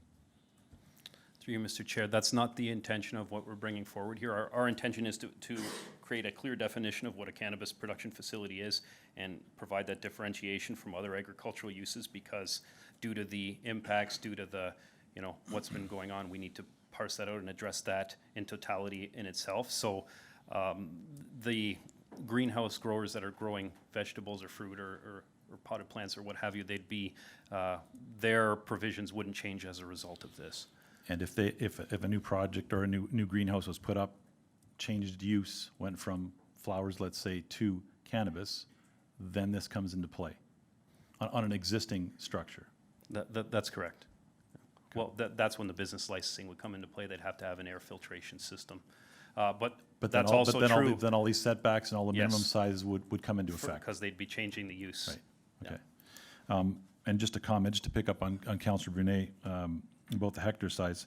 Is there other so this is the biggest or the largest minimum size as 8 of all those municipalities that you talked to? I think it's actually a little small. You can fill 16 acres up in a hurry. So I'm actually one that I'd like to see a little bigger than that. But what did the other municipalities? Through you, Mr. Chair, it was the biggest out of the ones that we looked at, and we looked at a variety of them. Some of them didn't implement a minimum parcel size at all, but typically we found it was around 4 hectares. I think I saw one was as little as 2. So yeah, definitely the largest that I saw. Yeah, I just think that's the simplest way to control. I mean, we can do setbacks, we can do all kinds of things, but I think that's one of the easiest, simplest ways is by minimum size. I just think that's a little small. Thank you, Chair. Councillor Pachariva. Thanks, Chair McPherson. And I'm going to follow along the path that some of my fellow councillors have went down, and that being minimum distance separation. I see Mr. Fraser there in the crowd, having used him as a key resource when we had Flyville a few years ago, and then a reiteration of that this summer. Minimum distance separation, in my opinion, should be dealt with based on the pestilence or the pestilence involved with said production. So, the entomology of a fly, which I probably know more than I should, the distance that a fly will fly from its host to an endpoint is 2 kilometers. In the case of a minimum distance separation being 300 meters, it's beyond that. So we set it in good faith, but the nuisances involved with that said crop or livestock operation are often greater than the minimum distance separation. So I would like to have a look at that. I think the starting point should be 500 meters and increase thereupon. I don't think size of the operation should be the threshold. I think the operation in itself should be the threshold. Councillor Brunet touched upon it. You know, we've got a unique microclimate based on wind currents, thermal gradients. If humidity is present, the smell goes up. If the humidity is low and it's a nice clear day, it's almost undetectable. So all of these factors need to be considered. Bright sunny day, you may not smell it, like Councillor Michalak said, and on another day, you might drive by and you swear the plants are beside you in the car. So I think that's something we need to look at. Normal farm practices doesn't always make it right. So it's the path of least resistance. So we've seen this in these retrofits. I'm going to take a hoop house that was built for growing flowers, and I'm going to put marijuana in it because it's the path of least resistance. It's the least amount of money out of my pocket with the biggest bang for the buck. It's wrong. So when we talk about encourage new purpose-built facilities as the first option, I say we strike that. It's the only option. That is the only option that we will consider. If you're going to do it, you're going to do it right. You're going to do it by the rules. You're going to do it based on an air filtration system. You're not going to cut any corners. We don't want buildings like Soccer World at Fruitland Road converting an indoor soccer facility into a grow-up, because they can. And then they're within the boundary, that minimum distance separation that was set out. Okay, we've got to, it's like anything. You get a chance to do something, and you have to do it right. And I would rather err on the side of caution. 500 meters, a kilometer and a half. You serious about doing business in the town? Then you do it our way, and you do it the right way, and you do it the way that has the least impact on our inhabitants. Because this is the concern, right? So that's what I would look at, and conversion to that's off the table. It's purpose built. So, thank you. Yep, through you, Mr. Chair. All good comments for sure. Definitely, like I said, there's an opportunity here for us to take those comments away as well as the others we're hearing, and look at what we've proposed. I will just say, as I mentioned before, not to say that your particular comments would be going over that point of being, I guess what we'll call it is over-regulating. I'm not saying that that's the case, but we do always have to consider that, as we do for any land use, just because we have to consider the other side too. And if there's a challenge, we want to make sure that we have a leg to stand on. So again, I'm not at all discrediting or saying that your recommendations are wrong. We're going to look at them, absolutely. But that's just a comment I'd like to make as well. You're out of the queue. You turn yourself off, so you can come back in if you'd like. No, I'm gonna go to Mary Easton. Remember your comment. Mary Easton. Thank you very much, Mr. Chairman. Thank you, Mr. Bruder. you certainly, I think you've captured the tone of where our citizens were going at the last two meetings. I have a couple of ideas that I would like to see included, and then when we, I have some additional comments in regard to compliance levels. A few weeks ago, maybe a month and a half ago now, I asked if the town should consider locating a contractor to bring in sniffer dogs. And I'm going to put it on the table again tonight because I believe that the issue of compliance is so egregious that we really need to provide additional tools to the bylaw officers. And I'm assuming that if they can sniff out any other kind of drugs, that marijuana will be no contest at all. But as long as and until we get to the point where purpose-built is the only option, I think it will be very difficult for us to know exactly what's going on where. I certainly encourage people that, the public that are here tonight and others to report any unusual activity so that the staff can go out and they can judge whether there are issues. But I would like to see serious consideration be given to options like sniffer dogs or other technology that can be used to source out illegal activity. The other thing that where I would like to see some very strict activity taken is on the issue of purpose-built. I believe that I liked your first option, but I do, Councillor Patriva's comments are appealing to me more. So it's a matter of how much can we push the law? Because as Mayor Junkin and I had this conversation a week ago, he asked me, well, Mayor, what side of the line are you going to be on? And I said, we're going to be on the line of conservative behavior to the fullest extent that we feel we can achieve.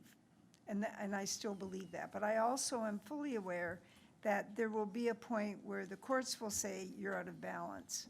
So it's a matter of how you get to that point.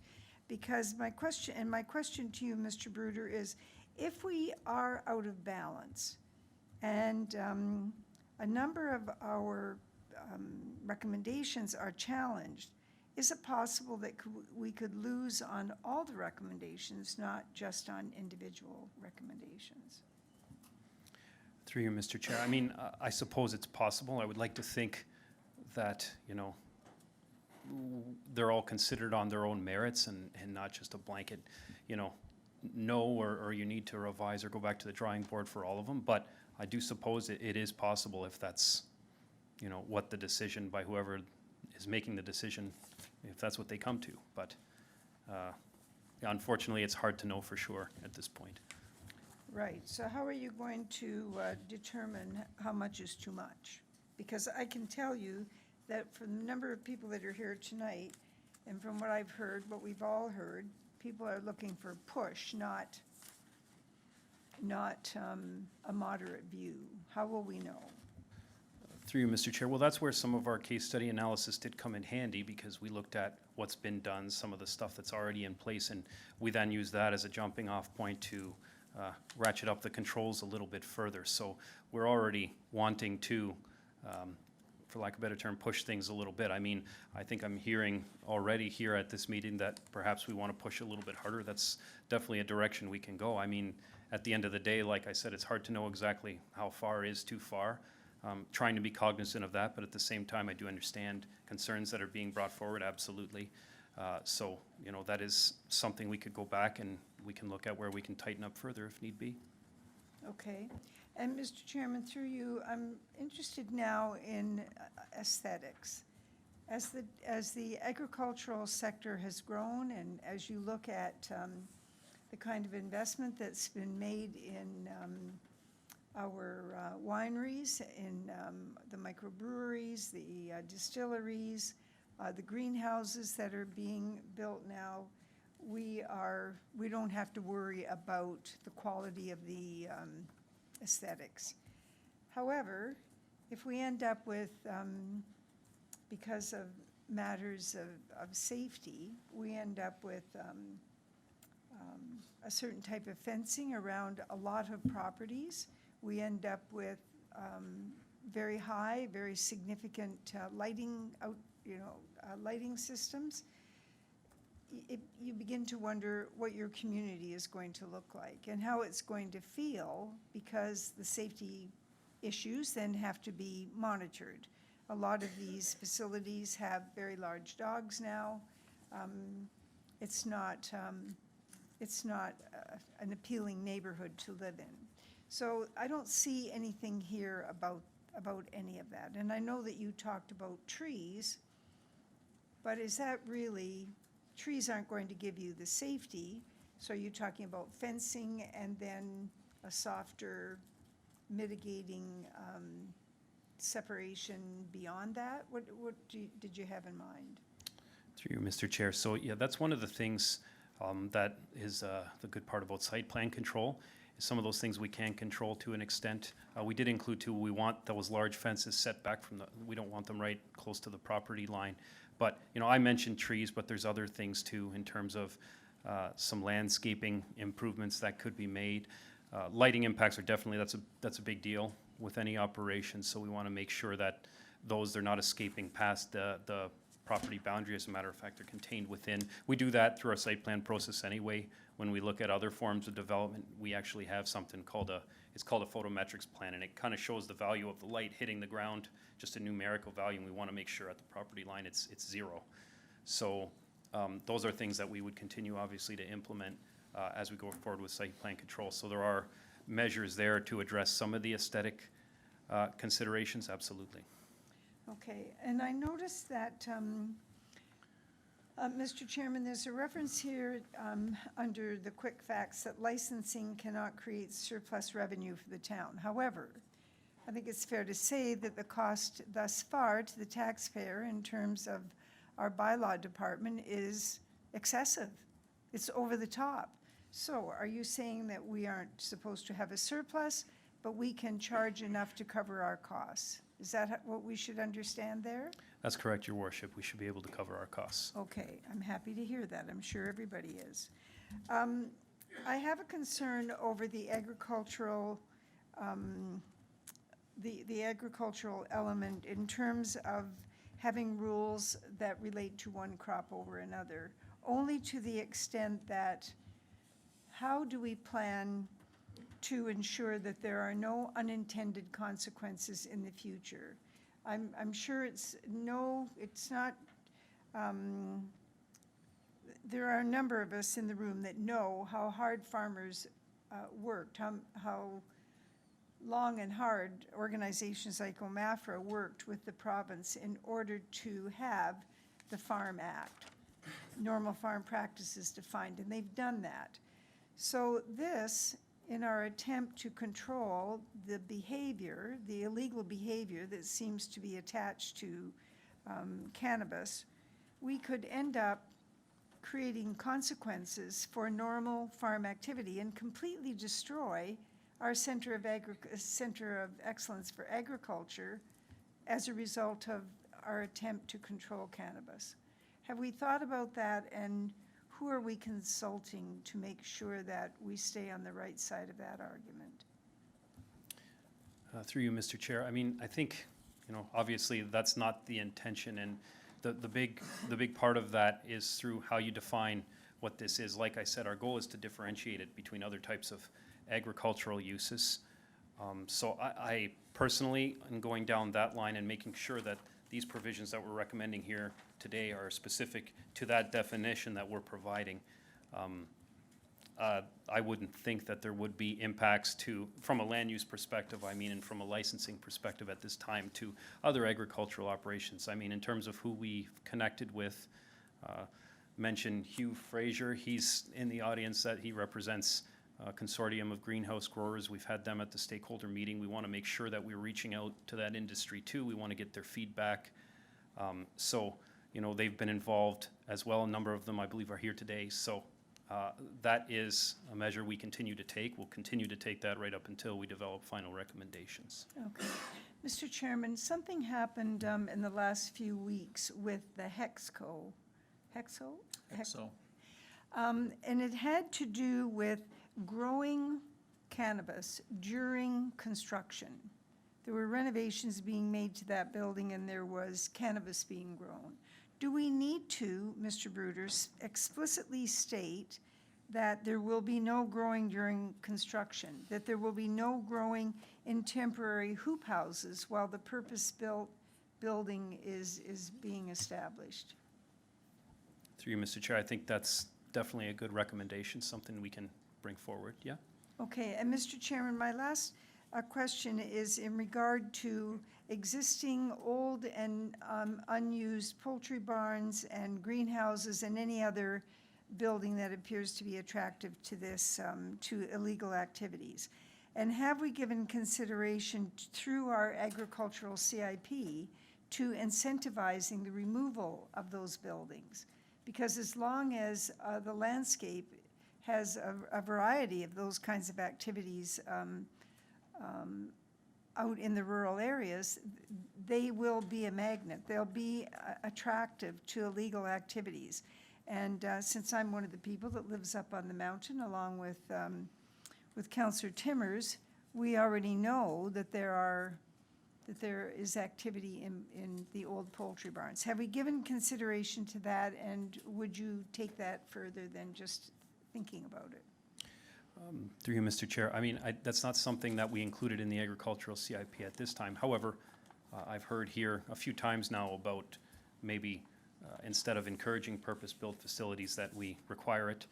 In my opinion, that would address a lot of that too, because then they just wouldn't be allowed to set up in anything that's not purpose-built. So maybe that, you know, we talked about areas where there might be potential to maybe push a little harder. Maybe that's one of them. So that's something we can look at. Okay, thank you. Mr. Chairman, I wanted to make a comment about something that happened when our CAO was doing his due diligence and trying to find out who to get in touch with at Health Canada. And this has gone on. In fact, we had, as you know, assistance from our MP, Dean Ellison. We had help from our MPP, Sam Oosterhoff, to the extent that he could. And we had a lot of help from MP Van Spadaway from South Niagara. And we would get names, numbers, but there would never really be any consistent response. They were not interested. And I'm bringing this up because there was a gentleman who said that he felt that we had done very little. It was impossible to get current information. So finally, about 2 months ago now, Mr. Kirkopoulos did get a phone number, and I want it recorded what the man's response was. "How did you get my number?" he said. "How did you get my number?"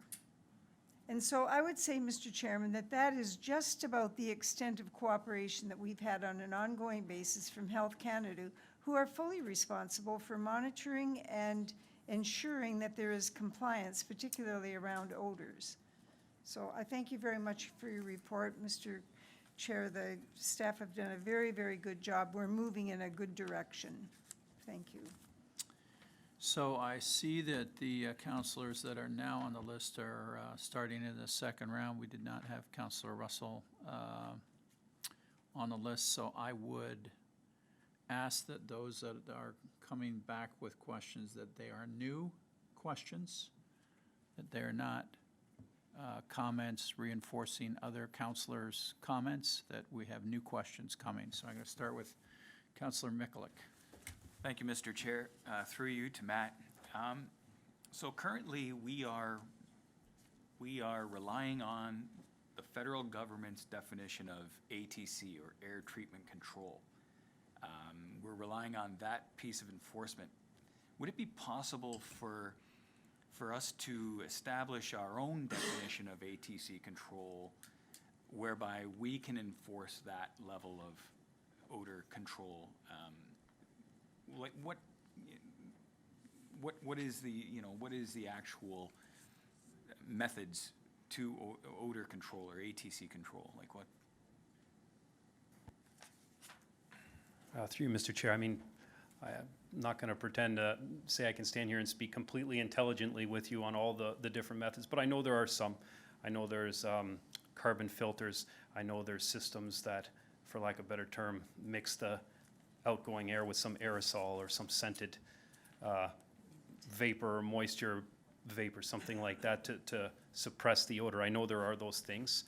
In terms of us coming up with our own definition, I suppose anything is possible. We'd have to do a significant amount of research, obviously, but you know, going with the Health Canada definition of what they require, it was, in our opinion, best just because, you know, they are the licensing body, and at the same time, we don't have anybody in-house that has any specialty in that specific circumstance. So, I mean, it is something we could research. There would have to be a significant amount done. I'm not sure that any other municipality has identified their own definition of what an air filtration system means to them.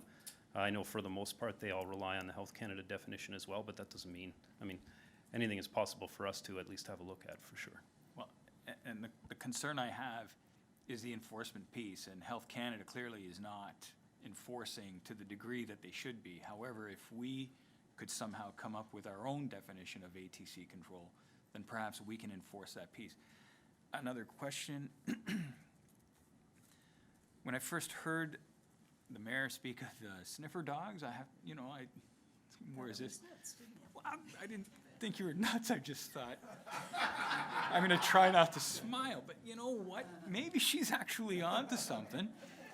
And I'm thinking, because, and we're talking about enforcement of odor and where's the smell coming from. So when I'm walking through the airport, just about any airport, I see these sniffer dogs. They're sniffing bags. They're identifying individuals that could be carrying contraband product. They never really caught anything on my bag, because I've never had anything like that. But they must be capturing the smell and identifying individuals with that regard. And I'm just curious, does that give probable cause? Does a sniffer dog offer probable cause or reason to suspect, or is that worthwhile in a court of law? That's you, Mr. Chair. I mean, it's something we can look at, absolutely. I mean, I'm relieved to hear that your bag didn't get flagged when you, but I mean, I don't have a lot of experience with that either, but yeah, I mean, we've heard that a few times now. We can look into, you know, what a contract looks like. I'm not even sure who would be the provider, but, you know, what level of solid ground to stand on does that provide us? I mean, you know, when I'm thinking about enforcement, I mean, really, we would have to go out there and kind of, for lack of a better term, guide the dogs by wherever we thought or suspected that there would be any type of activity there. So, I mean, it's a possibility for sure. It's something we can, you know, we can look into it, absolutely. Okay, yeah, that's all. Thank you. Councillor Rejima. Thank you, Chair McPherson. My question is about, and I'm looking up these Ministry of Environment D6 guidelines, and I don't pretend to understand how they apply or what they apply to, but they do say that they apply to situations in which an application is put forward to a municipality to change a use, and they deal with sensitive land uses and odor. So is this anything that we can use, or is it just apply to industrial? It just applies to industrial? Okay. Okay. And I do have one more question. Actually, it's a point of clarification, Mr. Chair. So I just want to paraphrase, I think, what we're saying in the, as regarding the proposed zoning bylaw amendments. So we're proposing to put in new general provisions so that any person that comes forward with an application under this definition that you've written out here, in any area in the municipality, will have to apply for a site-specific zoning amendment and meet these general provisions. Is that correct? That's correct. Okay, so it applies across the entire municipality regardless of the existing use, site-specific zoning amendment under that definition. Well, through you, Mr. Chair, I mean, in terms of existing use, it would be, you know, those ones that are already in existence is one thing, but when they're changing the use, yeah. I mean, Sorry, I didn't mean existing use, I meant existing zoning. okay. Yeah, so I see your point. Okay, thank you. Thank you, Mr. Chair. Councillor Brunei. Thank you, Chair McPherson. Very quickly, I just wanted to, I had highlighted here before Mayor Easton had spoke about Health Canada, and I couldn't agree more. I mean, we found out, and, you know, like shame on us, for the last 4 years, we've been looking at particular properties and using that as the gold standard. And unfortunately, with the news that came out this week, we found out that for a lot of reasons, there wasn't a gold standard here. And, you know, at a recent meeting, you know, let's be honest, you know, we talk about charcoal filters, we talk about carbon filters, but we found out in that meeting that when a property is 250,000 square feet and there's a certain amount of plants in there, that Health Canada was telling that particular owner that he needed to spend $100,000 or $200,000 or $300,000 and put in those filters. But for the last number of months, let's be honest, we've been hearing that there's been an odor that's been emanating from a property, and we found out recently from that owner that Health Canada then came in, and now that the footprint has expanded to 750, that the charcoal filters are not good enough. So, you know, we continue to say charcoal filters, but Health Canada is changing the rules on the fly. So I couldn't agree with the mayor more that, you know, we've got some contacts finally, and, you know, we found out at AMO that, you know, there are many ministries that don't want to touch this. But Health Canada, I think we need to put as much pressure on them moving forward. So I really, I really hope that we can put the pedal down on that, because I think that's where we got to go. That's where we got to go. And to think that Health Canada officials were going into that facility, and now all of a sudden Hexo's coming clean, saying we didn't have licensing, and they're destroying their plants. I find that just hard to believe, hard to fathom. And the other thing is, I couldn't agree more. When you look at what happened on 23rd Street recently, I'm not going to go down the road about sniffer dogs, but certainly from a safety of our residents, I can tell you, I witnessed it long before this product was legal in a former life. We had equipment working in Niagara Lake, and we weren't getting paid. We couldn't get our equipment. We tried to get in there. We had to bring the Niagara Regional Police. When they were harvesting, the Hells Angels was basically bringing that tractor trailer off the property in the middle of the night. There's big dollars involved in here, and I think the safety of our residents, when it's in a rural area, needs to be paramount. And to think of what could have escalated down on 23rd Street, I don't even want to think about it. So I really think that's very, very important in these areas where we have grow-ops that have been converted, and we have residents close by. We need to have that, you know, front of mind. So I just want to bring that up. Thank you. And Councillor Pachariva. Thank you, Chair McPherson. This is just going back to Mr. Bruder's comment about over-regulating. So my take on it is you know, I think we're going to achieve a lot of the results that we want to through the municipal licensing system. I think that's the right track, which will allow the implementation of an air filter system. So an air filter system needs to be, you know, have a carbon filter scrubber, have odor neutralizers, have air purifiers. It needs to be 3 components to the one. It's the ability of a made-in-Lincoln solution to control the problem. And, you know, I think it's a watershed moment here to be able to address cannabis. And you know, the Farming and Food Protection Act identifies normal farm practices as a farming practice which is consistent with proper acceptable customs and standards of operations. So by establishing this licensing, by establishing the requirements of an air filtration system, you've now set the standard. That's the requirement going forward. And an offtake of that is it uses innovative technology according to proper advanced farm management systems. So let's take that definition and let's use it in the municipality's favor. Let's say you're going to use an innovative practice to control your normal farm practice. This is because this is different. This is something new.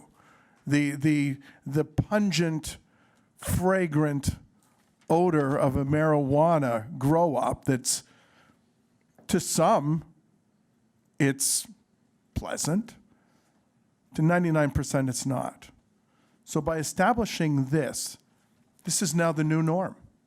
This is how we'll address it. And just my other concern is, and we had it happen, so the transferring of medicinal licenses to these facilities. So again, if we take out that first option and make it the only option, that also eliminates that. Just question, Mr. Bruder, if that's... Yeah, through you, Mr. Chair. So those medicinal designated grow-ops, those ones are definitely the tricky ones. A, because there's already some in existence and you have to manage them through the licensing rather than land use controls. But B, because there's been a whole Supreme Court decision-making process that has gone down over time. It's gone down over the last 10-plus years. And what the end result was you can't deny people reasonable and affordable access to cannabis for medicinal purpose. That was the decision. Okay, I get that, but I've got a license that was granted to me in Timbuktu, and I move it from Timbuktu to Lincoln. Have we got any ruling on that? Like, I thought these weren't transferable.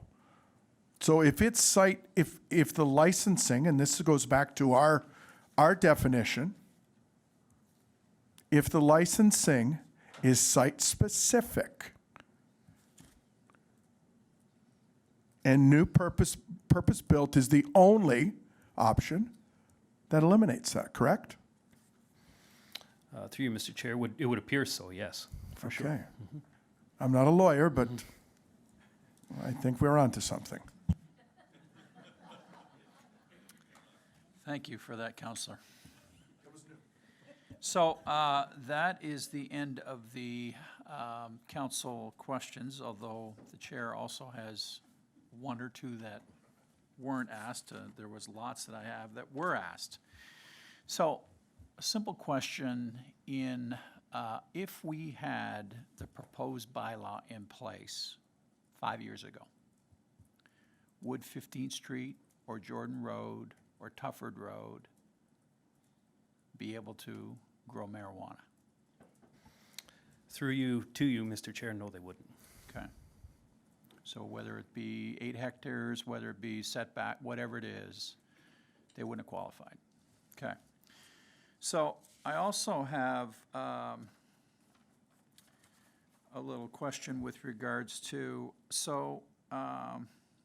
we're dealing today with what's affecting our residents, and that is odor. So we know that there are stringent requirements for the commercial growers, and that they, are seeing Health Canada officials regularly coming into their facilities, with the exception of, the expansion of the Up Cannabis facility and not updating their filtration. At least Health Canada is paying attention to these folks. And we know that that those stringent requirements do not apply to the designated growers, those that are growing medicinal marijuana for the most part, and wherever else they're selling it. So my question is, have we looked at differentiating in our bylaw commercial and designated growers? Through you, to you, Mr. Chair, no, we haven't, just because we were hoping, or our goal was to address those designated growers through the business licensing, but that is a valid point and something we can further evaluate if there's any advantage to doing so. Again, something that I've not seen when I've looked at what other municipalities have done, but that doesn't mean it's something that we can't look into. And I raise that only because if we've got people that are playing by the rules, why would we penalize them necessarily when we know where the issues are? So something maybe to think about there. I absolutely support the comments that we're hearing about, is that enough from a setback standpoint? I'm hearing on a regular basis, these odors are traveling a kilometer. and, or more. And, we can put all the setbacks in we want, it's still traveling. And it's going to affect people that are close to the rural area. So, I would go put those up as high as we possibly can, because I think what we're trying to do here is address the issue until we see the province and the federal governments catch up. I think we know that OMAFRA may be changing their tune a little bit lately with, direction for us to work with individuals at OMAFRA with regards to the odor issue, and also work that they're doing with the University of Guelph. So it's not that, that stone-faced response that I got directly from the minister at Amos saying, this is a normal agricultural practice, get over it. I don't think it's that today. I think they're more receptive because of what they've been hearing from towns like Lincoln and other communities, that this is a significant issue, that they're now looking at this as, maybe we do need to do something here. So I think that what we're trying to do here today is address what's in front of us right now, bring the bylaw into place to make the change so that our residents can enjoy their backyards again, and keep pushing the feds and the province, as councilors have mentioned, to come out with these stringent requirements for all of the growers, not just the commercial growers. Okay. So again, thank you, Mr. Bruder, for championing this whole project. I mean, from the time we put the interim control bylaw in place back in January all the way through this year, I know it's dominated a lot of your time, and we very much appreciate everything you've done, through the meetings, the public meetings, the open meetings, all of the information that was supplied by, 2 packed houses at those open meetings for Monica, and all the work that she's done with this. So thank you very much. I think you can sit down now.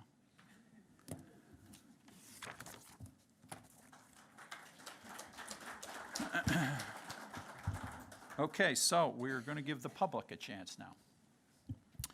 So at this time, are there any persons present this evening to address the proposed amendments to the official plan and zoning bylaw for cannabis regulations? Please approach the podium and come forward, state your name and address, and spell your surname for the record.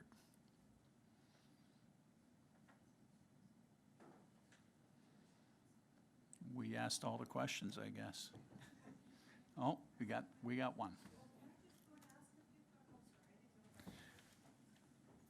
We'll take this gentleman first, and then you can come down right after.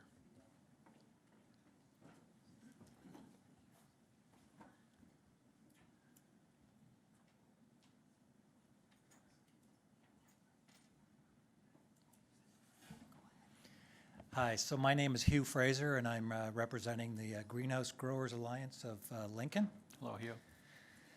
Hi. So the question I wanted to ask, how would the new regulations affect the short-term rental of a flower greenhouse like we had out at 23rd Street or out that way this past summer? Mr. Bruder? Certainly through you, Mr. Chair, it would apply in the same fashion as it would for something that's not temporary but permanent. Still, the use has changed on the property, albeit even if it is temporary. So I guess, can I keep asking the same question through you, Yes. Chair? So when it's a short-term rental, by the time municipal staff know about it, they've had a complaint or whatever, it's almost hard to do anything about it. Would you agree? Depending on the circumstance, I suppose that could be possible, but at the end of the day, that's something that I'll be working with Mr. Smith about, our bylaw manager too, on how we can, perhaps look at more proactive measures of getting out there and knowing what's happening when it's happening, where possible. Okay. I have 2 more questions, if I could, Please. sir. Has staff found any cannabis operations out there with air filtration systems that are working great, that residents like? They can live beside, they can do everything they want in their backyards? And if so, are there any municipal staff or councilors who have actually visited those sites and sniffed it with their own noses to understand that? Mr. Bruder? Through you, Mr. Chair, I think a lot of the problems that we've been hearing about where they're sourced from is a lot of these designated grow ops. Those are the ones, and they don't typically have these air filtration systems from my understanding.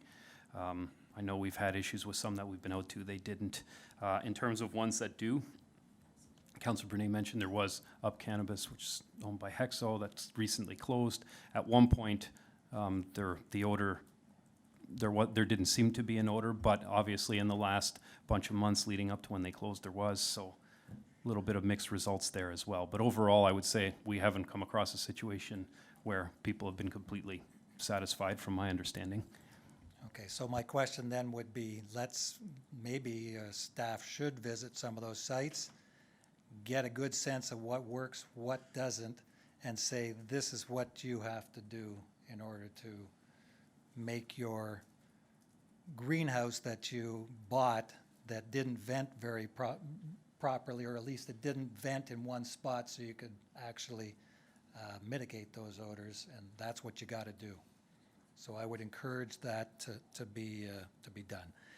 The final question I have then is, I want to understand where this 150 to 300 meter setback would be measured from or to. Is it from the production facility to its own property line? That's correct. Okay, so from my quick math here, if it's 300 meters, so you had to be 300 meters from all the lot line, of your own lot line, that would require you to have a pretty big property, probably bigger than 8 hectares, maybe. Am I wrong there?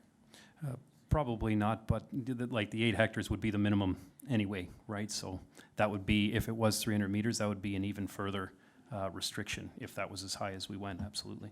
Right, so that's a pretty big property, because then you'd have to be at least 600 meters by 600 meters, which is like isn't that 4 hectares or something like that, or more than that?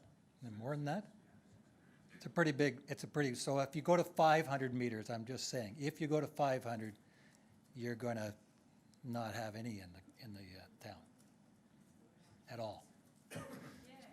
That's all my questions. That's all my questions. Thank you. Thank you, Mr. Fraser. Calling for a second time, so yes, if you'd like to come up.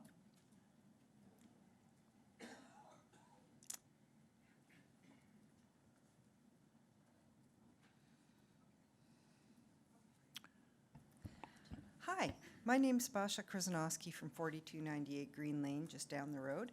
And I have a few comments. And one is that I think people have skipped the thing, everyone has talked about odor, but it's also about real estate value, depending on if we are next to somebody who's non-conforming. They've done studies on conforming versus non-conforming. And I know we're trying to eradicate all the non-conforming ones. So I get that, but I just wanted to mention that.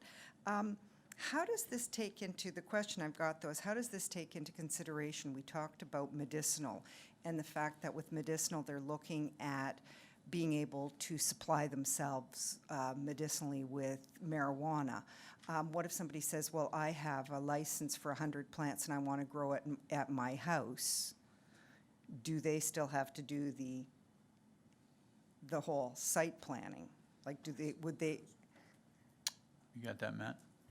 Sure, Mr. Yeah, Chair. did I say that, did I clarify that okay? Yeah, I think so. I think what you're saying is, yeah, the people that are designated growers, would they be subject to the same criteria? Like, how would we deal with those? I think, at the end of the day, the way we define the cultivation facility is it would include them.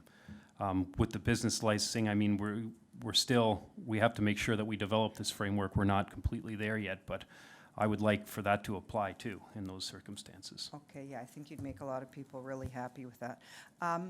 And this is just something, two more things quickly. Is that could we look at a provision for people who try to slide in facilities without permits ahead of time? Like I've got somebody who's trying, you can see that they're clearly what their planning is. They've got an old barn and you can see just the way they've excavated the property, what they're going for. So would there be any provision for somebody like that to be closed down? I'm sorry. Through you, Like if Mr. somebody's Chair. trying to slide something in on the slide without getting permits first, and then they've already got everything in place, but they haven't gotten the permits. Through you, Mr. Chair. That's the idea. If they don't get the permits, after we've implemented this new framework, then yeah, like they wouldn't be able to operate. Yeah, I'm just wondering if that needs to be clarified, because you see people trying to slide things in. And the last question I've got was, and this is just something I was thinking, can we advocate as a town? Can we put in something where we would talk to the federal government about grow-ups that have dealt in bad faith and get shut down for overproduction? Can we advocate to the feds that if we find somebody who's consistently breaking the limits, like overgrowing or whatever, that we could advocate that they stop being licensed? Because I believe, if I'm correct, I believe that's the problem with the Tufford Road grow-op. They've been shut down 3 times already by the bylaw officer for overgrowing, yet the federal government still keeps issuing them permits. And so I'm wondering if we could put in a provision to advocate to the federal government, or whoever the licensing is, to shut that down when they keep doing it over and over again. So we're going to have our CAO, Through- Mr. Kokopoulos. Through you, Mr. Chair, to the resident, absolutely, we can do that. I think we're doing that already. It isn't a provision necessarily within any of our documents, but we can absolutely continue to do that, continue to advocate.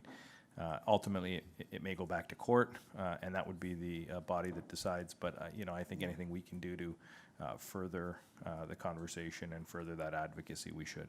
Okay, and thank you. Your questions and everybody's comments have been just brilliant. I'm really grateful. Thank you. Thank you. Mr. Conkle, sir?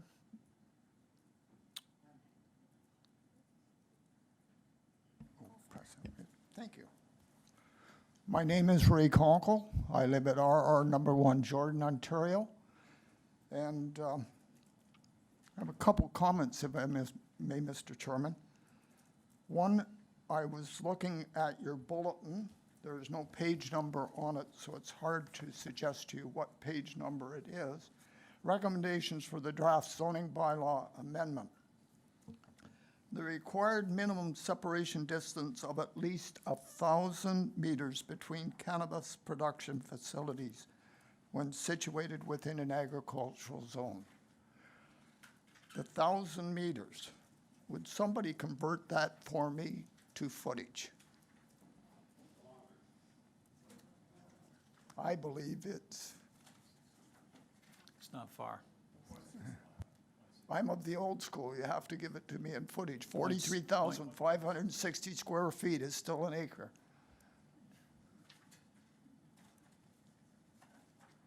I haven't heard it. 0.62 miles. Does that help? Pardon? 0.62 miles. No, I'm looking, I'm looking at footage. 3333, which is more than the width of one of our concessions. If you think about it, a mile is 5,260 feet. So now we're spreading it out, and I'm suggesting here that the 1,000 meters between. So I put one on lot 17, concession 20, next to me. Now I move 3,333 feet. Oops, I'm sorry. I've been told. I moved 3,333 feet to the next establishment. So now I've ruined 2 areas. If you see what I mean. I put a unit here and I put a unit there. Can somebody tell me what would happen if I had an 800 sow to farrow operation, what the minimum distance formula would be for me to establish that in an agricultural zone. Now, I've got Hugh Fraser sitting back behind me here that's done 1,000 of those. But what are we trying to establish here with minimum distance formula? And I hear council speaking about that. But if I'm an agriculturalist and I'm going to put in a sow to farrow operation, I've got to meet that minimum distance formula that's established. These guys don't have to. 500 meters is nothing. Because in my mind, a fence never stopped a smell in the world. The fence isn't going to stop the smell. It'll protect the facility from the honest people. It will not protect the people who are dishonest. Do you have a recommended distance? Pardon me? Would you have a recommended distance? Well, it's too close. You've got to, I mean, if you're going to put these things, do like the steel company did or anyone else did.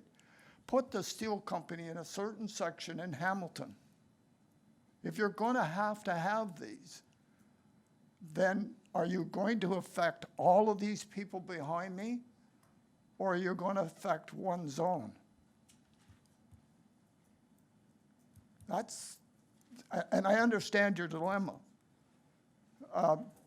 I started in council back in the 70s. There was no zoning in Louth Township. And there's none of you here that would have been around during that particular time. Whatever you wanted to do in Louth, you did. And it took 6 years to establish a zoning and official plan for Louth. If you take a look at the Cosby Road site for the natural gas pump station, we went to Calgary, to the National Energy Board, to get the result that we required to prevent the public from being impacted by that facility. 1 million horsepower motor. You got to think of the size of this thing, the energy it draws, and the noise it produces. And the other one is the prime example, the radio towers. The first CRTC hearing outside of Hull, Quebec, was held at the Lincoln Center. You've got to find, with due respect, members of council, and I know what Mr. Kurtopoulos is saying, you're doing everything you can possibly do, but you got to put some backbone into you. There are ways to get to these particular individuals. I've gone, I think, 4 times from this council to Ottawa to speak to those particular individuals. You have to do some work on it. And I don't know what that work is. I have some suggestions. I'm going to write a letter to that. Maybe it's too late. Matt, I agree, has done a yeoman's job trying to put this together. No, please do. But- Please submit your comments. But it's difficult. 8 hectares. We debated that back in 94, 95 for a winery. It had to be a certain size. Kathleen will remember those particular discussions. It's water under the bridge, but we've got to find a way to protect these individuals. Right now, I'm not impacted, Yep, but I could be, yep. because there's Yeah. a 100-acre field sitting right across from me that's open. Thank you, Mr. Chairman. And Ray, I would say your idea is not one that we haven't discussed, you know, to hub the cannabis operations together. I mean, we've thought of a lot of things on how we deal with this, so it's not a crazy idea. Well, as you know, Mr. Chairman, if you want to put a garbage dump, it has to go in the country. You want to put an airport, it has to go in the country. Right. If you want to regulate the water flow and the cleanliness of water going into the downtown or downstream areas, it comes from the country. We're impacted as rural citizens. Thank you, Mr. Chairman. Thank you. Okay, so I am calling for a third and final time. Oh, we have others? Okay, come forward, please.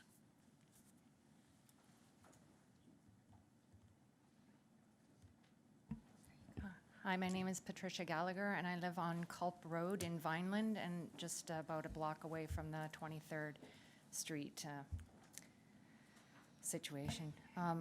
What I would like to know is, I appreciate the fact that we're doing this bylaw, but I understand that what Mr. Brunette was saying with regards to Health Canada changing their mind about the charcoal being effective, or so I think it's a fluid situation, and I'm wondering if this bylaw goes into effect, when do you, because it's a fluid situation and we really don't know what the effects of these odors or what we're breathing in are, how long does this bylaw go into effect before it needs to be revisited? Or how long, because you said the last bylaw, I think he was talking about, the last bylaw was 1993 or something before it was revisited?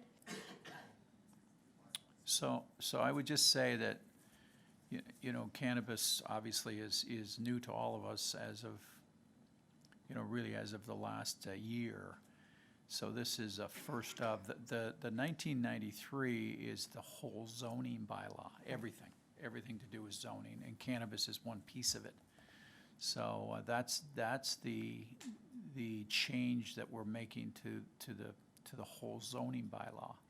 So this one, how often, can you maybe help us to where you're going with that? I'm looking to ask you, can amendments be made to bylaws? Yeah. Through you, or Mr. Bruder, please. Absolutely, and this is an excellent question, because there is some fluidity to the situation, as you're saying, but we can, you know, once we make these changes, once we put this framework in place, we do have an opportunity to revisit and amend as need be, so it's not the be-all and end-all. We can continue to evolve as well. Okay. And just another point that I'd like to make to Ms. Easton with regards to the sniffer dogs, they're about $80,000, and the sniffer dogs in Hamilton could sniff out heroin, marijuana, cocaine, and crack cocaine. And I would suggest to you that a bylaw officer isn't in charge of that dog. It should be a police officer, because if you're sniffing out that kind of drug, you've got some serious illegal activity going on with that. Very good, thank you. Please approach the mic.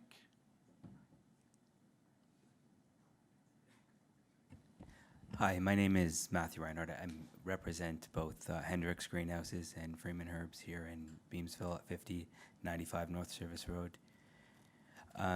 So I just had a question for Matt regarding the bylaws, basically on the site plan amendments.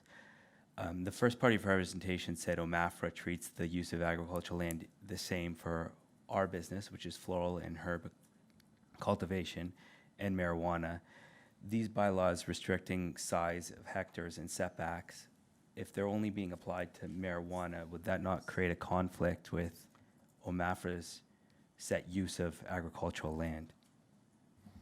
Through you, Mr. Chair, yeah, good question. That's when I talked earlier as well about the balance between, you know, providing a large amount of regulation. You know, that is one of the factors, absolutely. However, due to, you know, the impacts that we've been hearing about on a regular basis, and even, you know, as Councillor Patriva said, there is a moment here, this is clearly a little bit different than some of the other agricultural operations. So while there might be that side of it to some degree, there might be that potential.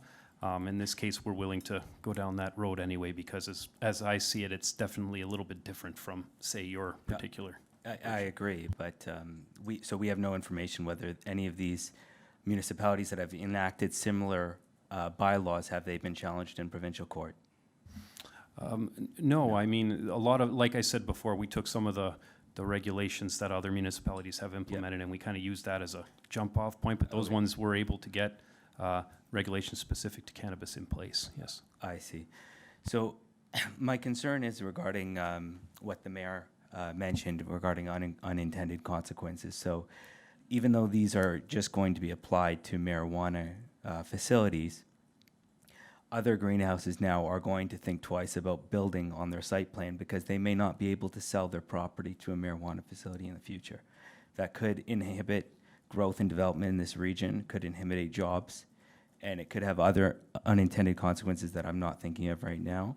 And if we're not sure that it's going to stand up in provincial court, and we're pretty sure it's not going to inhibit odor because we know it can travel kilometers, not meters or hectares, I don't know why council would recommend enacting these site plan amendments. The odor control under business licensing makes perfect sense to me. The other ones do not, just because there's so much uncertainty regarding them, and they will have unintended consequences. The bylaw under odor, I think that's something you can enforce, and it's something you can control very easily. Your bylaw officers can get access to these facilities, making sure the equipment's in place and functioning. If it's not, you have evidence to bring them to court on that. It's not something that they can dispute very easily. So it's just a comment I'd like to make to council before they vote on something like that. Yeah. Would you like to make a comment to that, or? Just, You're all good? fair enough. I mean, I appreciate your input for sure. At the end of the day, some of these controls too aren't just, you know, they're also to provide separation. There's other, the odor is obviously a very big and front and center item, but there are other things too in terms of interface that we're trying to address as well. But I definitely do appreciate your comments. Thank you for your time, Mr. Chair. Before you leave, Yes. we have a comment from the CAO. Yes.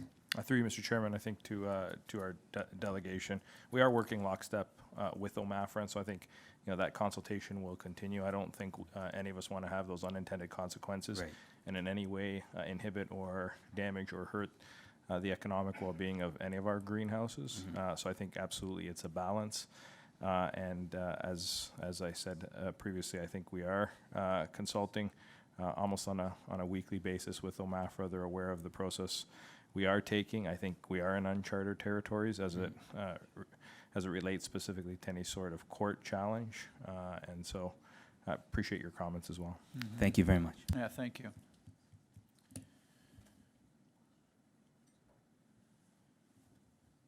Councillor Mikulik, do you have a comment?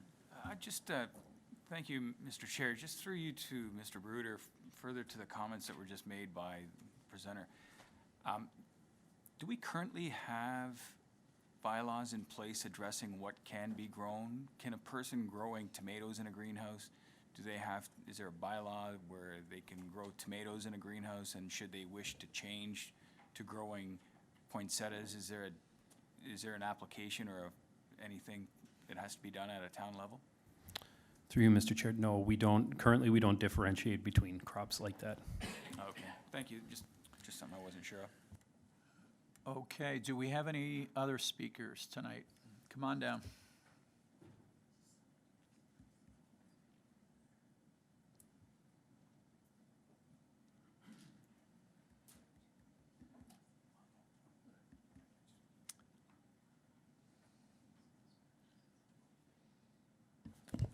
My name's Bryson. I'm on 15th Street. I don't know Mr. Fraser. What I was looking at is a submission. It's part of Appendix C. I show it on page 16 of 20. And in there he talks about the grandfathered ones, which possibly something could be done with regard to the odor control. And he talks about the Farming and Food Production Protection Act. Excuse me, I got a bad cold. He suggests it's possible that a neighbor could apply it, take someone to court over this, and possibly get through this grandfathering problem. I think the grandfathering bothers a lot of us, and I pay taxes in Lincoln. I'm willing to have my taxes go to a new bylaw. I'm also willing to have some of my taxes go to help one of my neighbors try one of these court cases on. And if we can establish and beat one of them under the grandfathering, others may want to comply with us. The other thing I might suggest is if you own the road, you might be a neighbor, you could take it yourself. Because I have the property on 15th Street, you own the road in front of me. I don't know if you're a neighbor under the FFPA, but if you are, why don't you take it to court for the grandfathering? Thank you. Thank you.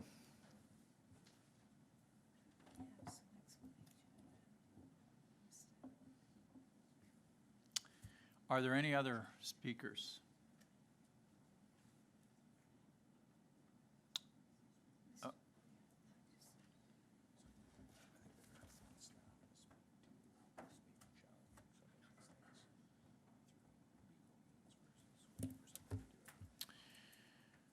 Okay, there's been a request that if there's a staff response to challenging some of these grandfathered facilities. Through you, Mr. Chair, there's always the opportunity for individuals to submit a complaint. I believe it's to the Normal Farm Practices Board, or OMAFRA. There is an appeal system or some type of decision system that is in place that evaluates these complaints. Grounds for certain complaints, I think, there is certain measure in there to consider nuisance impacts. However, subject to maybe a little bit further dialogue that we can have with our legal representation. I haven't heard of any situations where there's been any challenge of a cannabis operation or any result that's happened, because as far as I'm concerned, I don't think anybody's done that. But like I said, that's just my perspective. I'm not sure. But there is always the avenue, not even for cannabis, but any agricultural use, to submit a complaint to the Normal Farm Practices Board. And clarification on whether or not we would be considered a neighbor. Through you, Mr. Chair, I don't believe we would in that case. It's just the property owners around there. Okay, thank you, Mr. Bruder. Okay, so I will call for a third and final time for anyone to come forward and speak to the public meeting item.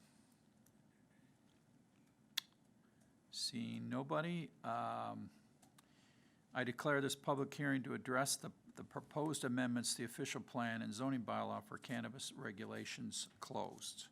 Are there any other questions from council?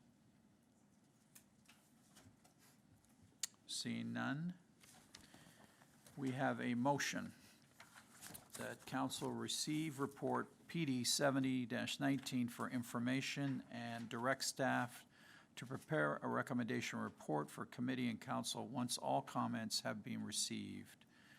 I will require a mover, Councillor Timmers, and all in favor? Any opposed? And that is carried. So we move to delegations. We have no registered delegations this evening. Confidential items, there are none. Staff remarks, do we have any staff remarks? Seeing none. Any committee remarks? We've shared them all tonight. Seeing none, I call this meeting adjourned.